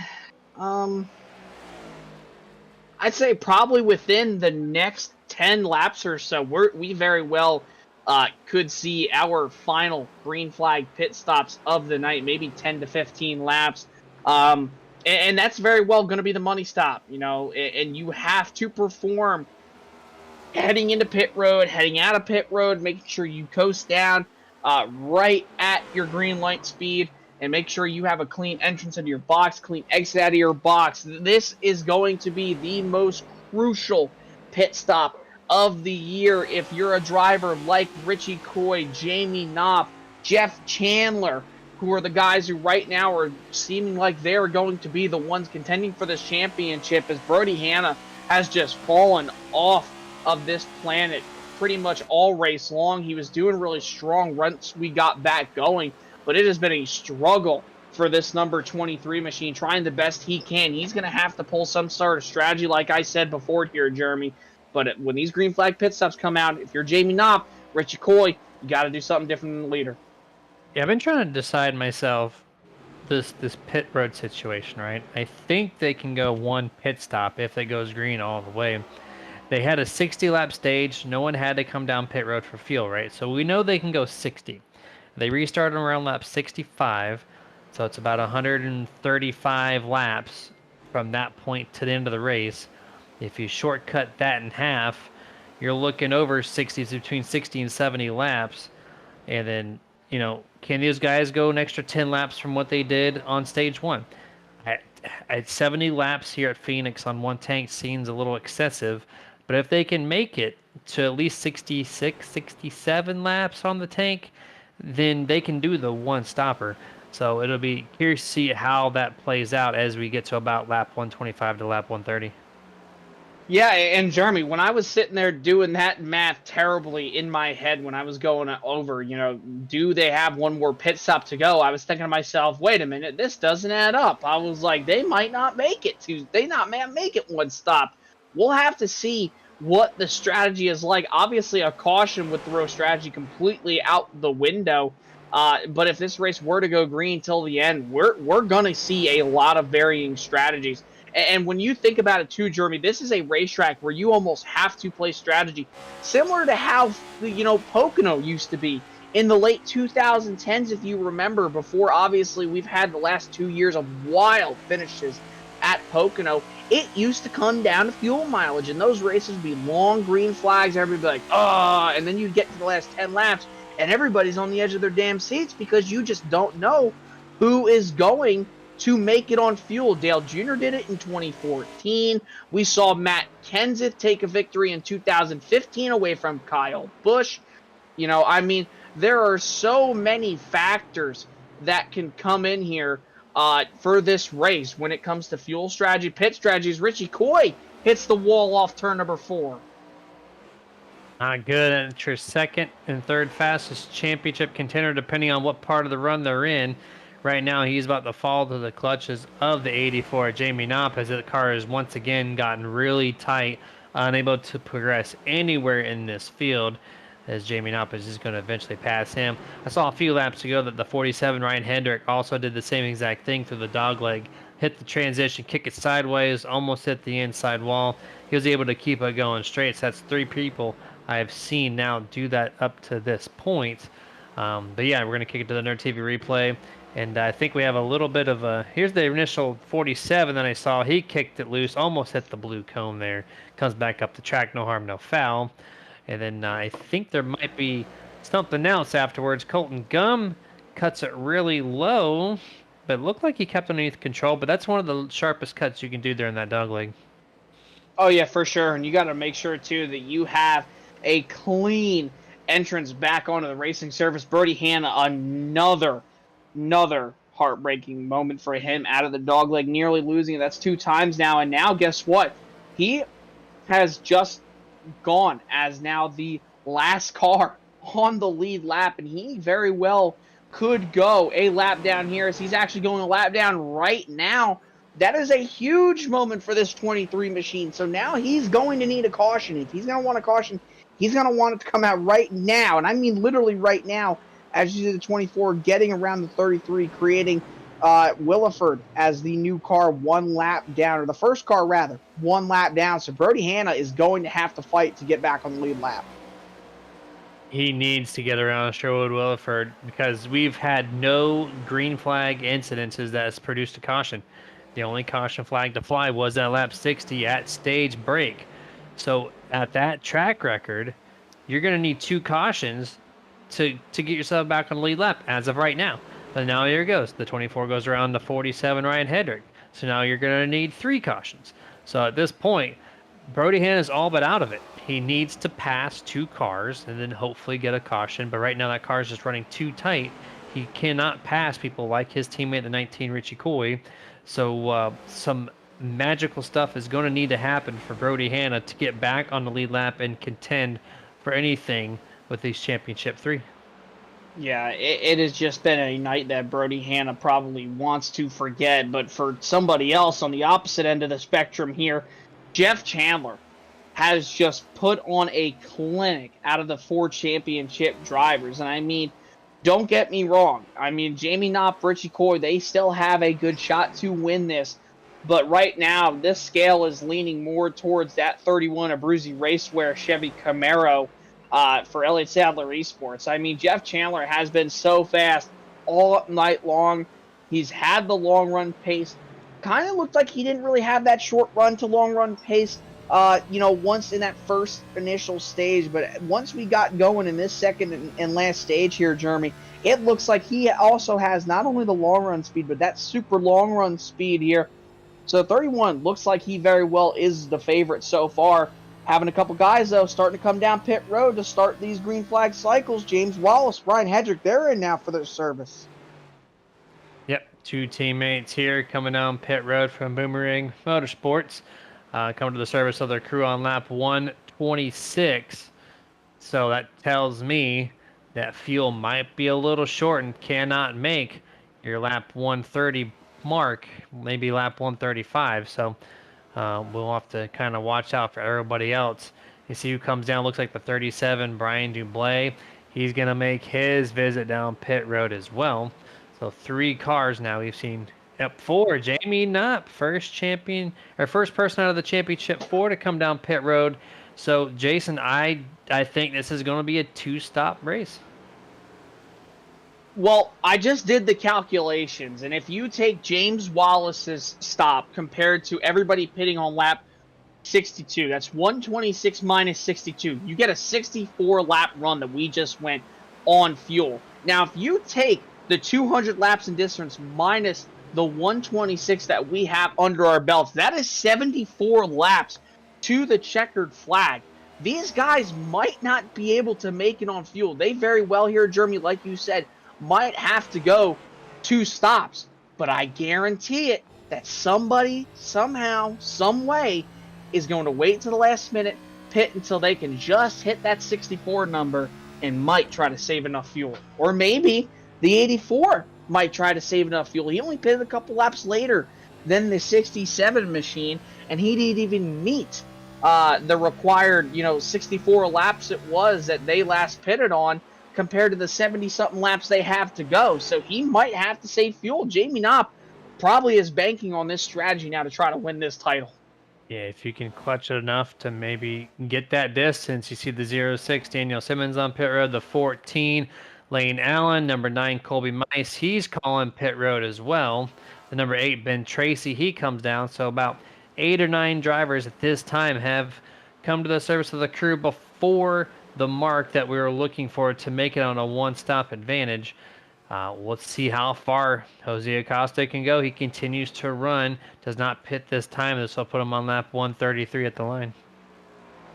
Yeah, he's probably going to try to stay out. And more than likely, Jeremy, if I had to guess, I think the 24, the 31, the 81, probably the 99 and the 19, they are all going to try to make this a 1-stop race. And we'll have to see how it plays out. And hearing possibly that the 31, Jeff Chandler, very well could be saving. He is a little bit slower by about 2 to 4, maybe even 0.6 of a second slower than some of these guys around him. So maybe some guys saving fuel so they can make it to the distance to where they feel like they can make it on their number to the end of this race. This is a strategy race at this point, Jeremy. We don't really know who's going to get this done. Let's try to key up our live telemetry and see exactly what this throttle and wheel input will have if we have that graphic there presented by TWRS. And you see that blue oval above the number. That is your throttle input. And we're going to see him roll through here about 60%. Still holding 70, 75. He should be 100% typically here. He's not even at, he's at 90 now and just barely makes 100% before corner entry. So he's clearly saving some here by not going full throttle. Yeah, and you know what I don't understand, Jeremy, is why he doesn't run 5th gear. The higher gear you run, the less fuel you're going to burn, obviously, when you're at a low RPM. So I think if Jeff Chandler wants to save more fuel, if I were him, put that damn thing in 5th gear. Just run around in 5th gear. Coast around like he's been doing. That's what I would do. I mean, Jose Acosta looks like he is on the money. I have to see, once again, if he is shifting down into turn 4. We're going to take a look again one here. And yes, he is shifting down. So if I were them, maybe stay in 5th gear to save a little bit more. Oh, no, we got a crash at a turn number 2. Couple cars get together. No yellow. It looks like Chris Beck, Ryan Hedrick into the wall, but they keep it going straight. Oh, and the caution comes out. This is going to change everything.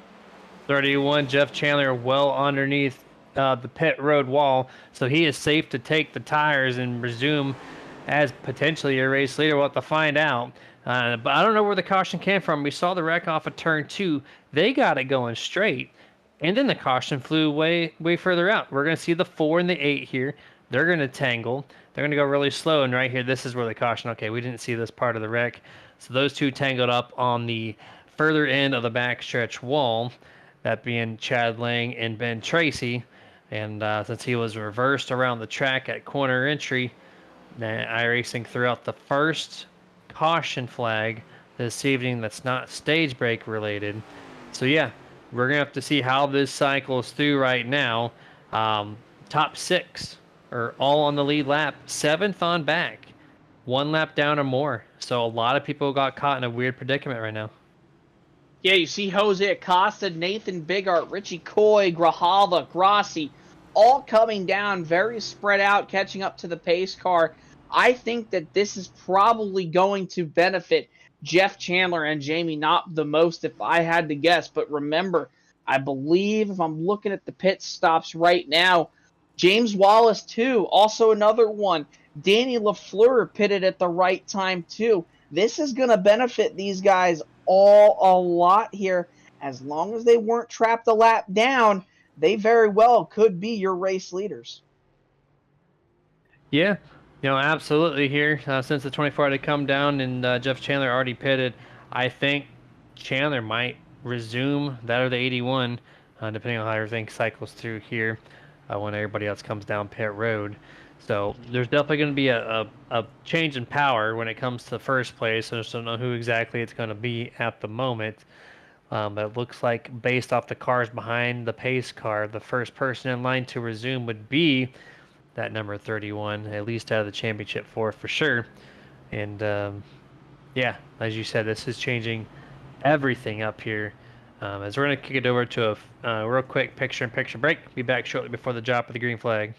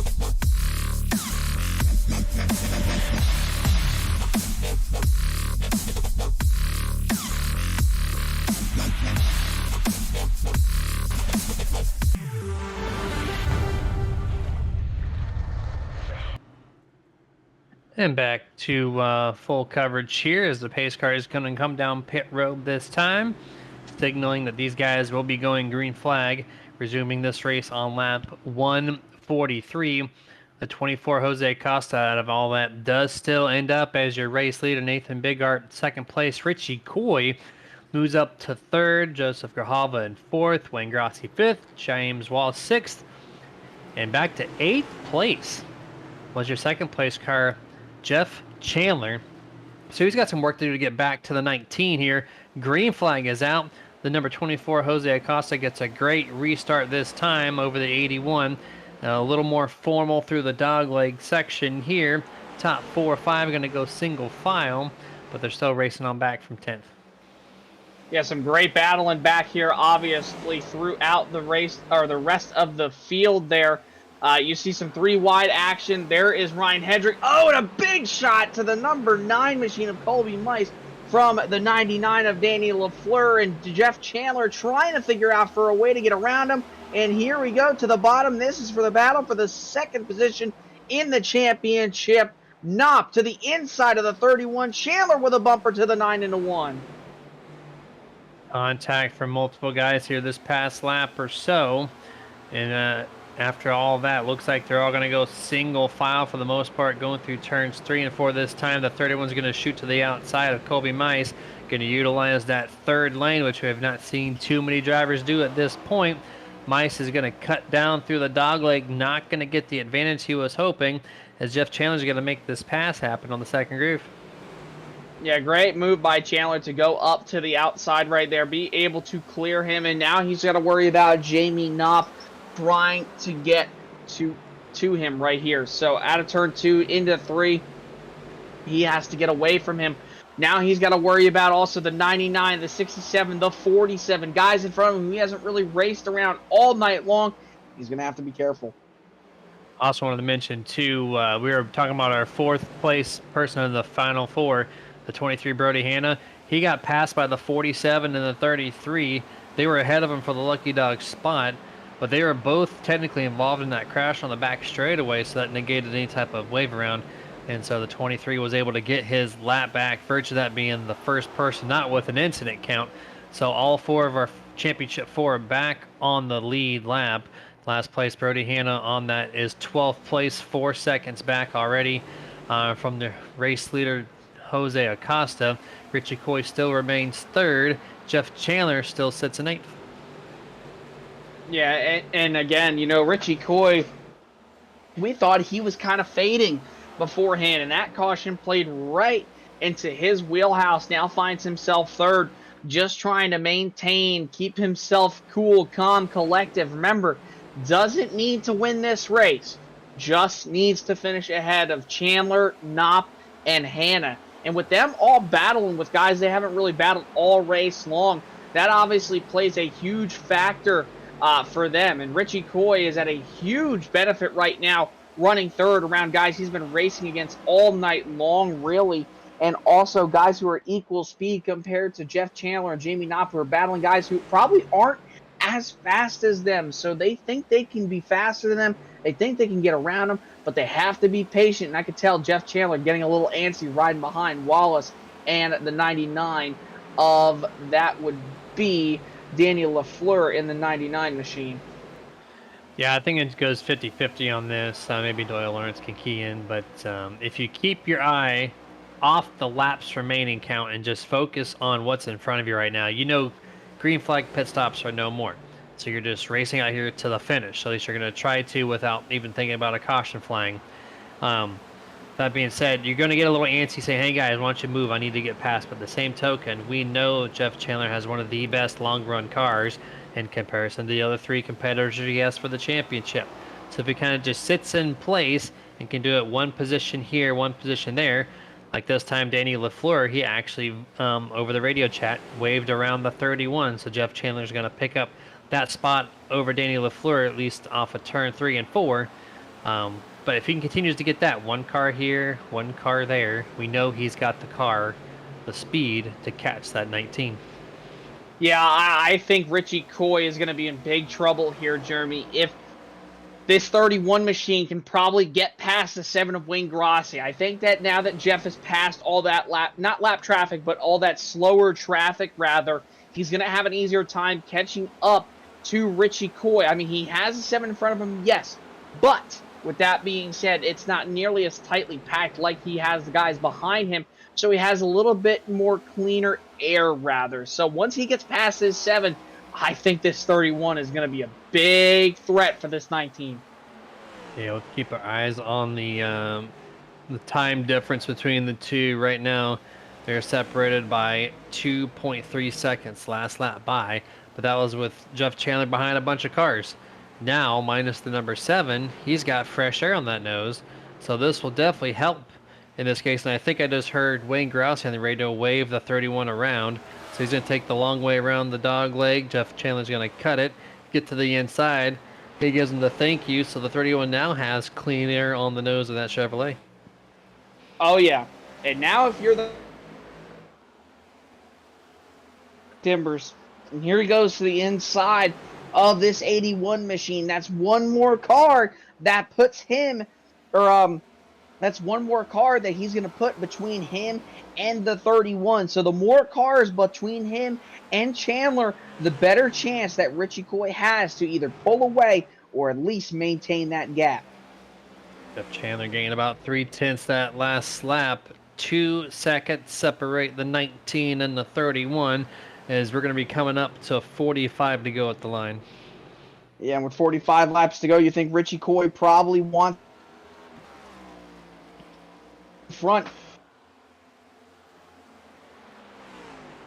dirty air. But, you know, with that being said, I mean, you think about yesterday's Cup Series race. Remember Ryan Blaney had that 5 slowly starting to close in on him. He wanted to get around that 1. He couldn't do it because the 1 put up a fight. I'm sure Jose Acosta is going to want to put up a fight. Remember back at Las Vegas, not a title contender, but he raced Jeff Chandler hard, and he went on and ended up winning that race. And that's what you got to do if you're a driver, not in these playoffs, not this Final Four picture. You want to go out here, impress them, say, hey, I deserve to be here next year, and I'm sure that's what the 24 wants to do. I would have to agree with that there. Last lap, Richie Coy was 1/10 faster than Jeff Chandler. They're coming back through 3 and 4 this time. We'll have to check the split as Jeff Chandler gets to the line. And it's going to remain at a 2.1 second advantage between the 19 and the 31. And Jamie Knopp is unable to make any progression as well, dealing with some traffic, had to go to the top side to pass a couple cars right there. Looks like the 06 Daniel Simmons being one of them. Now he's got a little bit of clean air on his Chevrolet. So maybe this time, we've seen the 84 have the long run speed. He's now clear of the pack momentarily. So maybe this time we can kind of wind in these guys, get this race a little tighter as the laps also wind down. Yeah, it's going to be a long way to the finish here. These last 40 laps are going to feel like the longest all year long for some of these playoff guys, especially if you're Richie Coy. You're just hoping no caution, keep it green, keep those 2 cars between me and Jeff Chandler. And I mean, if Jeff Chandler very well does get around them, Jeremy, like I said, that 19 is going to be in big dookie. So he needs to make sure that he keeps it going. Stay behind this 24. If he has the opportunity to pass him, do it. But don't continuously jab at him lap after lap to where you get pulled back to that 81 and 12. Yeah, if you're the 19, you definitely don't want to use up those front tires right now. Preserve those things when you can, because we know your long run is really tight and you start to drift back really quick. So if you can preserve what you can on those tires, let the 31 maybe catch you a little bit, and then you can say, hey, I saved my stuff and now I can hold you off for sure. But, you know, with 40 laps to go, now 39 at the line, you can't save too much because we know that 31 will be faster regardless. It's just going to be a tough one for the 19 to mentalize every single lap and hit his marks perfectly to keep that car preserved. Yeah, for sure. I mean, and that's the thing about all these playoff guys. They have to keep their cars preserved. They have to run for another 38 laps here. So you have to make sure that you can get this distance all the way with all 4 tires on and not a scratch on it, you know. I mean, Brody Hanna, really, he struggled all night long. He's still in this hunt. I mean, 1 caution, and I think this 23 is back in it. But, I mean, like I said, he's just been struggling all night. Definitely the weakest of the championship 4 guys. And how about Jamie Knopp, too? I mean, we thought he was going to be right up there. That caution did not play benefit for him like we thought it was going to. Found himself outside the top 10. Now he's inside, looking to try to catch that 31 and 19, but he's going to have a little bit of luck, I'd say. Yeah, absolutely. We're going to need another caution. And that 31, I think, was the worst out of the 4 when that caution came out, because he had a clear sailing lead over second place, and he had it all but locked up. But that caution has now put the 31 back in a predicament to where I don't know if he could even get there. I'm watching these lap times, and Richie Coy just continues to outperform Jeff Chandler. Maybe this corner here, this corner there, overall, either tied or just slight benefit to the 19. And we're just winding down on laps. We're going to have 35 to go at the line this time. And the last lap separation was 2.7 seconds between the 19 and 31, continuing to grow that gap. Yeah, but I mean, Richie Coy very well could be burning up his stuff just a little bit, but the 31 also could be burning up his stuff just a little bit too. I mean, last time around, Richie 28.350 to Jeff Chandler's 28.426, so about a tenth faster than that 31. But also remember, Jeff is trapped behind 2 cars. And yeah, he has a little bit more breathing room than per se Richie Coy, who is basically caught the back bumper of that 24. But like we saw in yesterday's Cup race, you get side by side, that gap could be dwindled down in just a couple laps. Yeah, usually at this point in the run, this is where we'll see the flip-flop in power. We'll see the 31 maybe start to take that advantage. So if he's going to want to catch and almost make up 3 seconds of ground to the 19, he's going to have to the go pedal if he's conserving about right now. You can't wait too much longer, or else you're going to really just try to overdrive the corners too strong. Then you're going to overheat the front tires, then you're going to lose it all. So you just kind of have to gradually get there, and I think this is the time, if he is conserving, to get into his fastest lane around this track and get at it.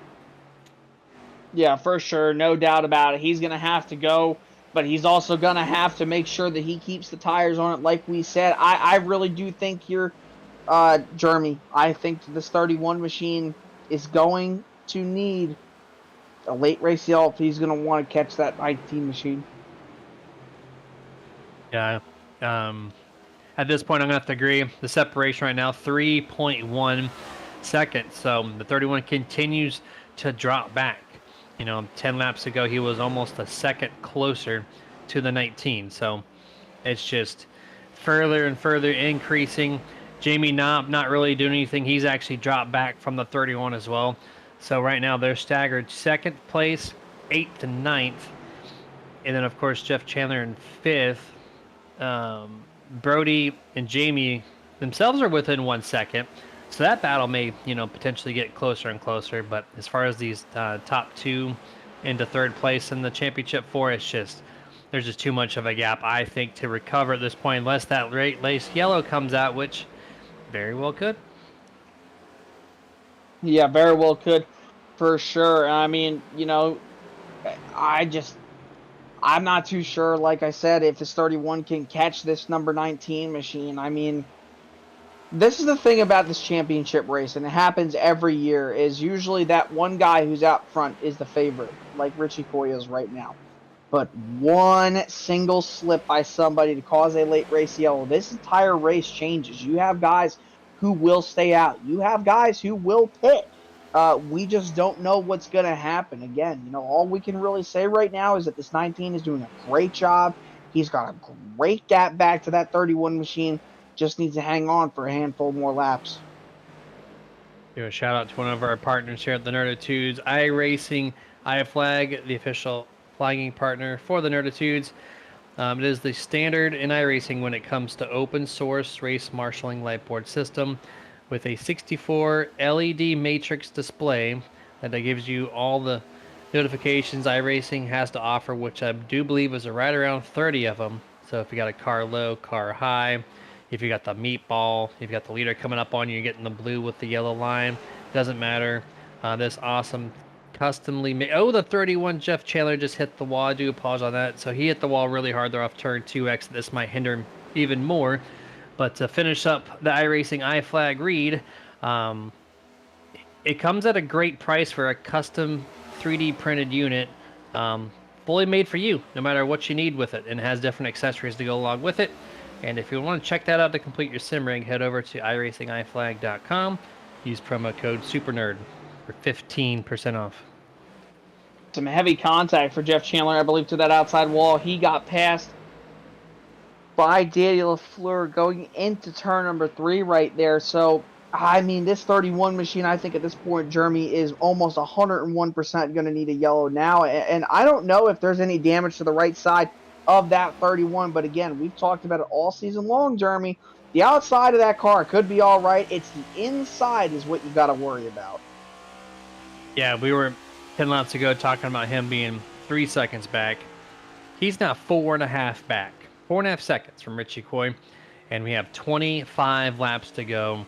So this championship trophy is completely out of range for Jeff Chandler unless there is that caution, or if the man of few mistakes, Richie Coy, does end up making something happen that allows the 31 to catch, or the 31 to catch the 19. But I just don't see it. These guys are way too spaced out. They know their position on track at this point, and so either caution has to happen, or that one caution. The one caution, Jason, took the 31 from a dominant victory for this championship and put him in a predicament where he's like, what just happened? Yeah, I can only imagine how Jeff Chandler probably feels right now, being passed by the 99 and having the 06 on his bumper. That is a huge thing for him, and I mean, he is still running that thing super, super rough. Out of turn number 2, nearly hit the wall again. It's just this championship is seemingly starting to slip out of the fingers of Jeff Chandler here tonight. As you see the 06 machine, Daniel Simmons working to the bottom right here, probably going to complete this pass on the 1. Yeah, 31 is hurt. He is limping around this track at this point. 5 seconds separates him and the 19 now, as we're getting closer and closer to 20 laps to go in this event.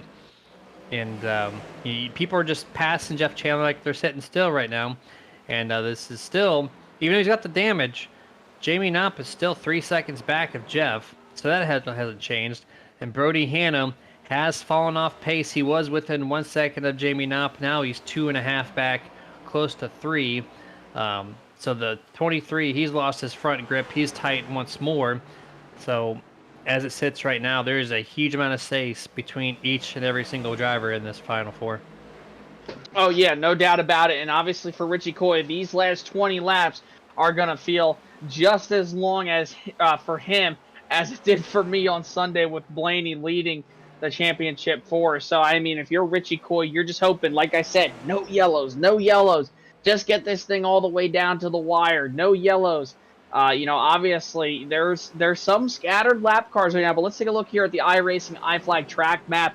Everybody has really gotten spread out compared to what we were at that restart.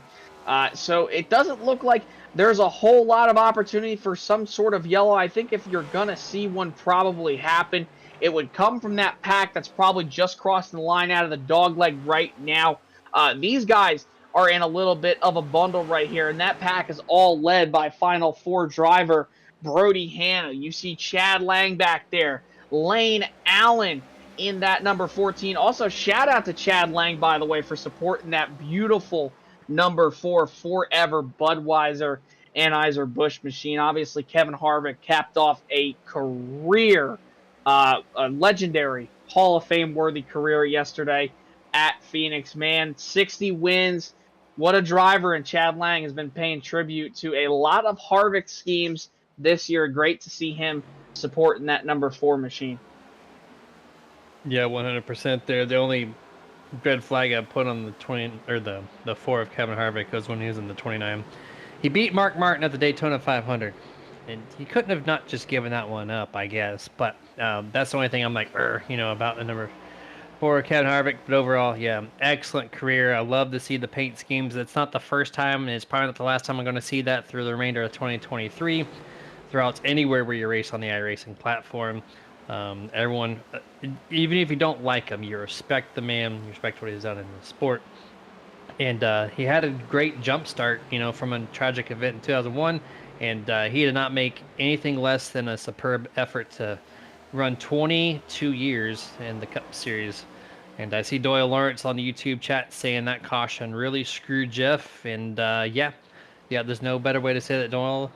You are 100% correct. It turned a very positive finish for Jeff Chandler into a head scratcher as Richie is just continuing to pull away in these final closing laps here.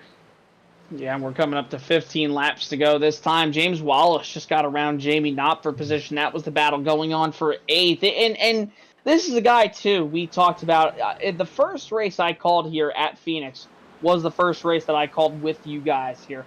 And James Wallace ran top 3 that day. And I knew when we were coming into this week, I said, that 67 runs, in my head, I said, that 67 runs this weekend, he's going to be fast. He's been fast. He's up 12 spots so far. Not the biggest gainer on the racetrack, but he has been consistently throughout the top 15, the top 10. At a few points, he's almost gotten to the top 5. So a great run going on for James Wallace tonight to try to cap off the year for him. Yeah, he's doing a dominant performance right now in perspective, to where he was running in practice and qualifying to be up 12 spots at a track that's really hard to pass at. Props to that number 67 for what he's done so far and for the final 13 laps or so in this Phoenix 200 as they get to the line. As we're just kind of cycling through the field here, here's the 06, the 99. Oh, the 37 Dublé hits the wall really hard right there. And that's something that you were trying to watch out for and hope that you don't see a yellow for. But the 37's got some damage down to that Chevrolet. But thankfully, didn't collect anybody else. I think if you told Richie Coy right now, hey, we almost had a yellow coming out of turn 2, his heart probably would have dropped and he would have been puckering up in his seat probably. And I mean, that's the thing is, these last 20 laps or so, like I said, they were going to be the longest laps of Richie Coy's sim racing career here. And as he's just continuing to run consistent lap times, I mean, you don't want anything to happen. And I mean, here comes the 81 of Nathan Bigart trying to cap off his first career start with a podium, running third, trying to get second around Richie Coy. He's got 12 laps to do it, and Richie Coy's got 12 laps to become a Mach-1 Performance Cup Series champion. Yep, 100% here. Smooth sailing, has the 81, a couple tenths off of him. But then let's turn our attention to the 24 Jose Acosta. He's getting the Ross Chastain treatment right now. No one talked about Ross all night long yesterday, or all day long. They just did not. He wasn't even on camera because the championship is so much more important. They got like over 15 minutes into the post race before they even talked to Ross Chastain. So I want to give a little shout out here to Jose Acosta, just having a dominant car here at Phoenix. Just continuing to lead this field by a second to a second and a half. And he's been leading basically every single lap since lap 100. So just a huge shout out to the 24 camp for providing another fast car here.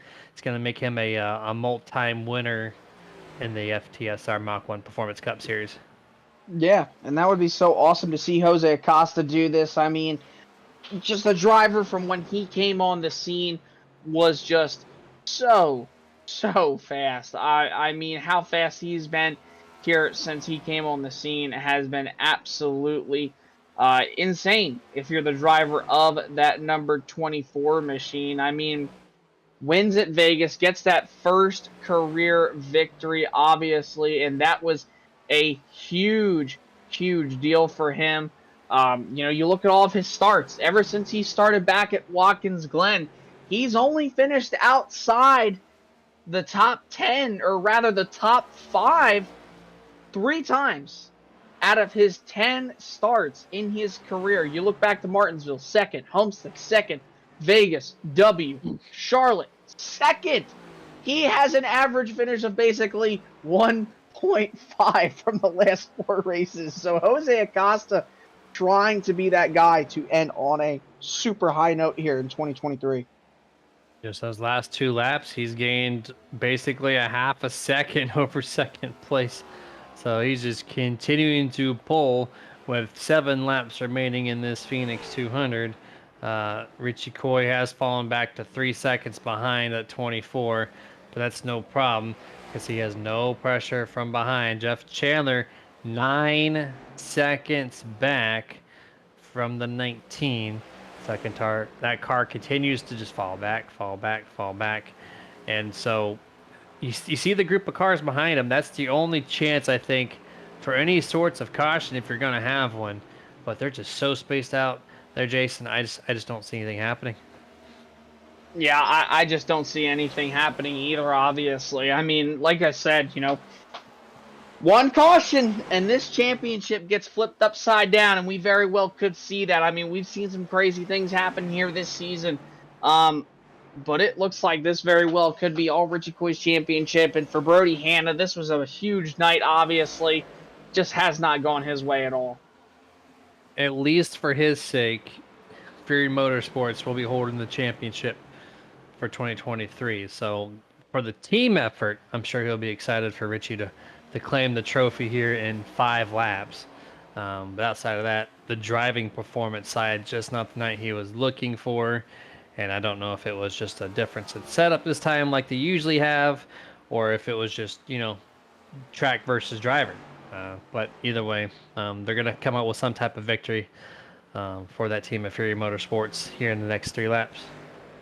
Yeah, and it's going to be awesome to see here.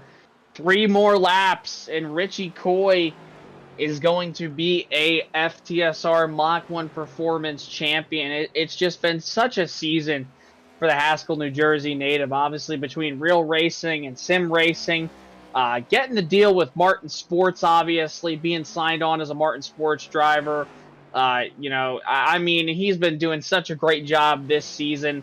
I know that there's some big things coming out of him next year. He wants to try to make that effort to get to the eNASCAR Road to Pro iRacing series that I've had the opportunity to commentate here over the last handful of months in the second split. So maybe I could very well be seeing Richie Coy there next year. He's got 2 laps to go, Jeremy.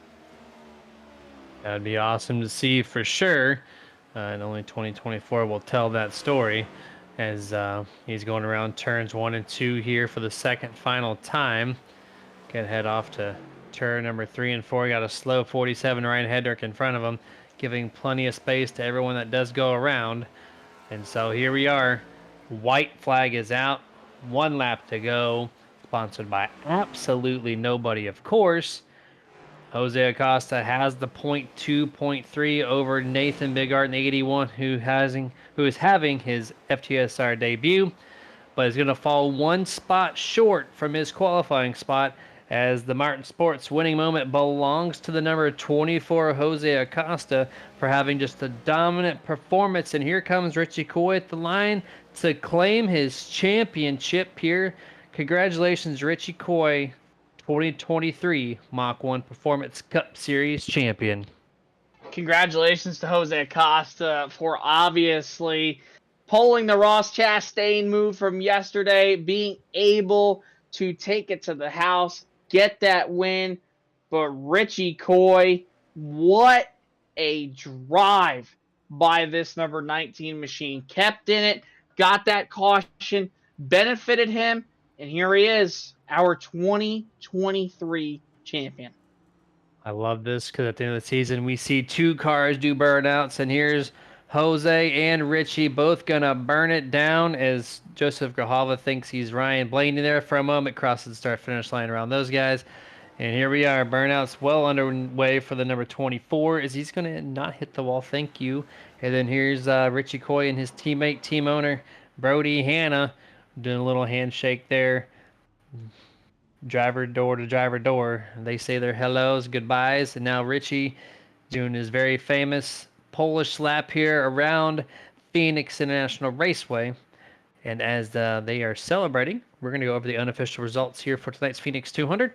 Jose Acosta P1, Nathan Bigart P2, Richie Coy 3rd, Daniel LaFleur 4th, Daniel Simmons 5th, Joseph Grijalva, in 6th, Jeff Chandler 7th, James Wallace 8th, Jamie Knopp in 9th and 10th place. Number 23, Brody Hanna. Rest of the field, you have Lane Allen comes home P11, Wayne Grossi 12th. You have Ben Tracy, Chad Lang, Sherwood Williford, Brian Dublé, Ryan Hedrick 17th, Chris Beck finishes 18th, and the rest of the field 19th. On back, you have Colby Mice, who was strong earlier on but fell off towards the later portion. Steve Loomis 20th, Colton Gum, Tony Solari, Fred Moreau, TJ Bartell. And that is your final finishing race results. That's going to bring us to our last full screen commercial break here.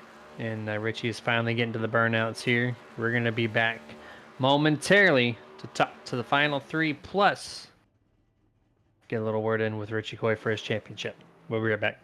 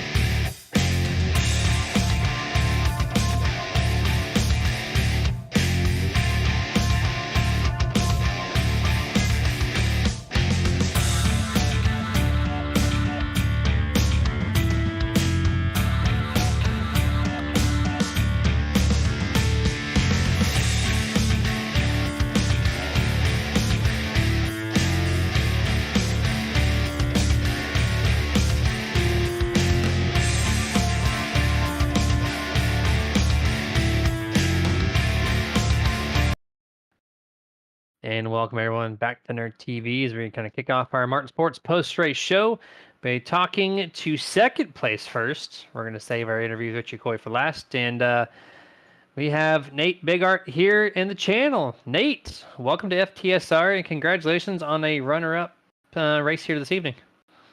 Yeah, thank you. It was definitely a great way to join the league. Great finish, great race, man. Wow, this was awesome. Green for like the whole race almost. That was awesome. Yeah, man. Excellent job for your half in particular. We had no idea who you are, what you're worth here. You come in here, you run really good practice times, P1 to start the race, and it took about halfway through the race before the power shifted and went to Jose, and he never let it go. But just man, welcome to the league. Awesome job overall, and just kind of walk us through how you prepared coming into a new league. Yeah, I mean, I got invited from a good friend on that we run another league with, and he does some of the broadcasting. Was Joseph Grojava and the Fuego Paints there. So he invited me over, told me that it was a lot of good racers, a lot of green flag racing, and that's what I enjoy. I enjoy long runs. So I was very excited to come over and to see this and how it played out was awesome. I definitely, yeah, I think for this race in particular, I was doing very good, everything I wanted to do, except Jose beat me out of the pits, and I think that's what ended it right there. Just the car drove different once I got behind people, and didn't want to push too hard to get in front of them. But it's a typical Phoenix, the winner got it off a pit road. And Nate, congratulations on finishing second, man. Welcome to the FTSR Mach-1 Performance Cup Series. With your performance here today, do you think these guys are going to see you next season compete full time? Yeah, definitely. I think me and Joe are definitely planning on trying to team up and do a full season with these guys and try to bring some more talent and battle with them all. That'd be excellent to see, man, for sure. I'm sure you'll be welcome in. You did a nice, clean performance here this evening, so I don't see why you wouldn't be welcome back to start the 2024 year off. But congrats once more. Welcome to the league, and hopefully everything goes well for you. Final thoughts, though, before we let you go this evening. Yeah, I want to give a shout out and a thanks to Joe for inviting me over, and definitely looking forward to getting to know the league admins. But I don't know who they are now, but I definitely want to give a shout out to them and just thank them for allowing me to come do the race with them. I knew it was the championship race, so allowing new people in, sometimes is sketchy, but I try to stay very safe around everybody and show a lot of respect. So hopefully, yeah, be invited back for next season. And like I said, so new to the league. I don't know who the sponsors or anything are, but definitely want to give a shout out to anybody who's sponsoring this league and to the broadcast team, and also to the fans watching. Appreciate y'all. Absolutely, man. Well, thanks for all the words, and go ahead and celebrate on your opening race here at the FTSR Mach 1 Performance Cup Series. Have a good rest of the evening, and we'll catch you next year. Yeah, thank you.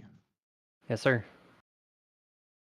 And that was Nathan Bigart driving the number 81 Bass Pro Shop Ford Mustang. And now it's time to bring in your race winner, loading up the Mach-1 Performance Victory Lane scene. Jose Acosta, multi-winner here in the FTSR Cup Series. Congratulations, guy. Hey, man. Thanks. Yeah, once you got that lead about close to halfway in this race from the pit stop, it was yours. You did not let go. You did not look back. And that car was just on rails. And I brought it up a little bit. You almost got the Ross Chastain treatment to where we were focused on the final four so much. You kind of just drifted away from our view, but you were so far ahead. You had no competition. Your car was just so fast. What did you do to prepare your car to be this quick here at Phoenix? Before the race, I asked my cruise ship to put magic tires, and I Hmm. think that's no. Man, I gotta thanks my brother. He gave me some tips to go around this track. I've been having a hard time this whole week in this track. It's terrible. I really don't like the track. And to be honest, I kept it in fifth gear. You know, I try not to downshift, and I was basically saving my tires. And that's kind of like the tip that my brother told me a little bit, and it worked. I mean, it was working. I knew that in the start of the race I was gonna get past or whatever, so I would just had to hold my ground a little bit till my tires will come back to me, and that's basically what happened. And Jose, congratulations, obviously, on your win, man. Listen, I was looking over your stats during the middle of this race, towards the ending portion of it in the last third. Dude, your stats were absolutely crazy these last few races. I mean, if you take away, obviously, a few finishes like 28th, 17th, 20th, dude, your last four races before tonight, you finished second, first, second. And with the performance you had here tonight, and now you set up to go racing next season, do you see yourself as a pure championship threat? Uh, I could, man. I don't want to think about that too much. I know stats are there for a reason, but I try not to look at them too much.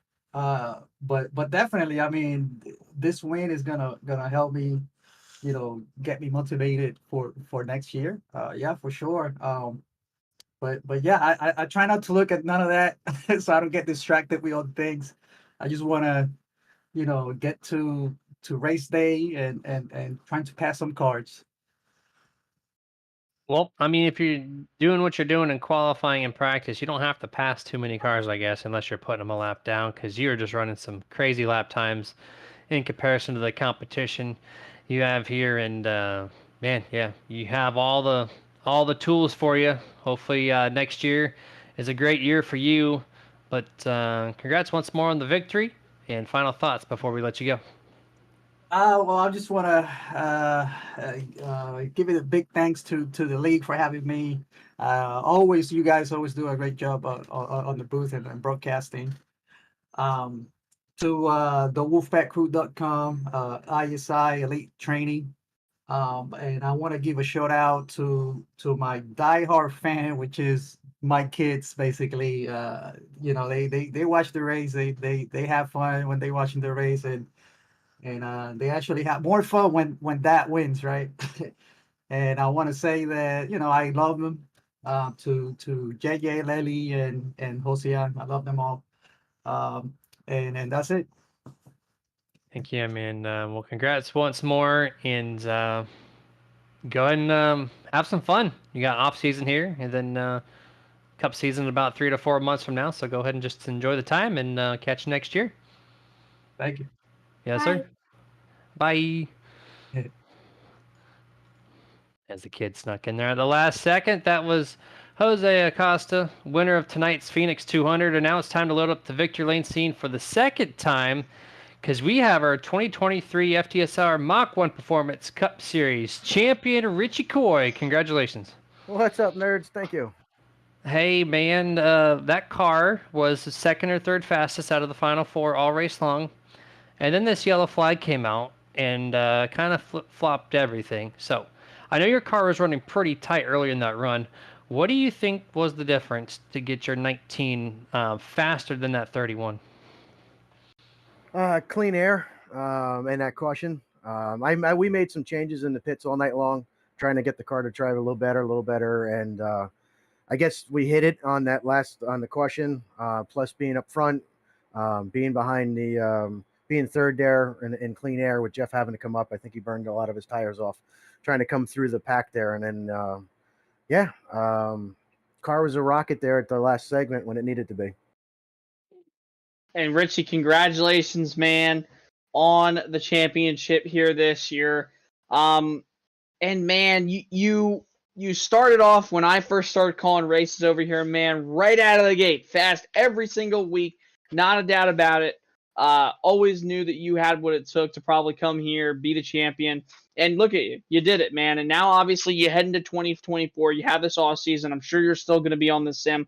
What are your goals for next year, sim racing wise, here on iRacing?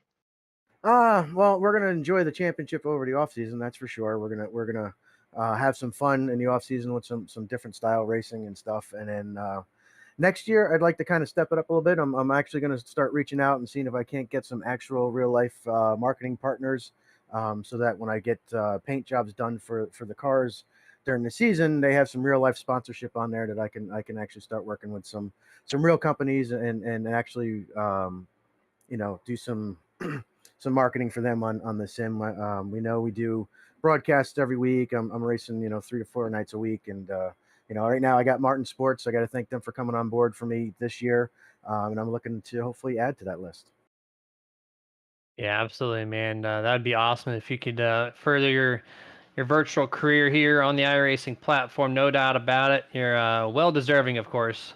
And so, just congratulations once more on the championship. All the season's work made it worthwhile. You're the champion this year. And final thoughts before we let you go. Well, this playoff format is very stressful, so I think I might go have a cocktail or something to kind of calm down from the stress. But you do all year long, and then you come into one race, and it's all about how you do in this one race to win that championship, and it's very stressful. But shout out to my teammate Brody, to Jamie Knopf, and especially to Jeff Chandler. They were worthy championship four guys. Any one of us could have possibly won the championship tonight, and it looked like Jeff had it sewn up, and that caution changed it, and I hate it. I hate it for him, love it for us. You know what it is. It's part of the racing. But definitely shout out to them. Shout out to my team, Fury Motorsports, for always sticking behind us. Another championship for Fury Motorsports. So that's awesome.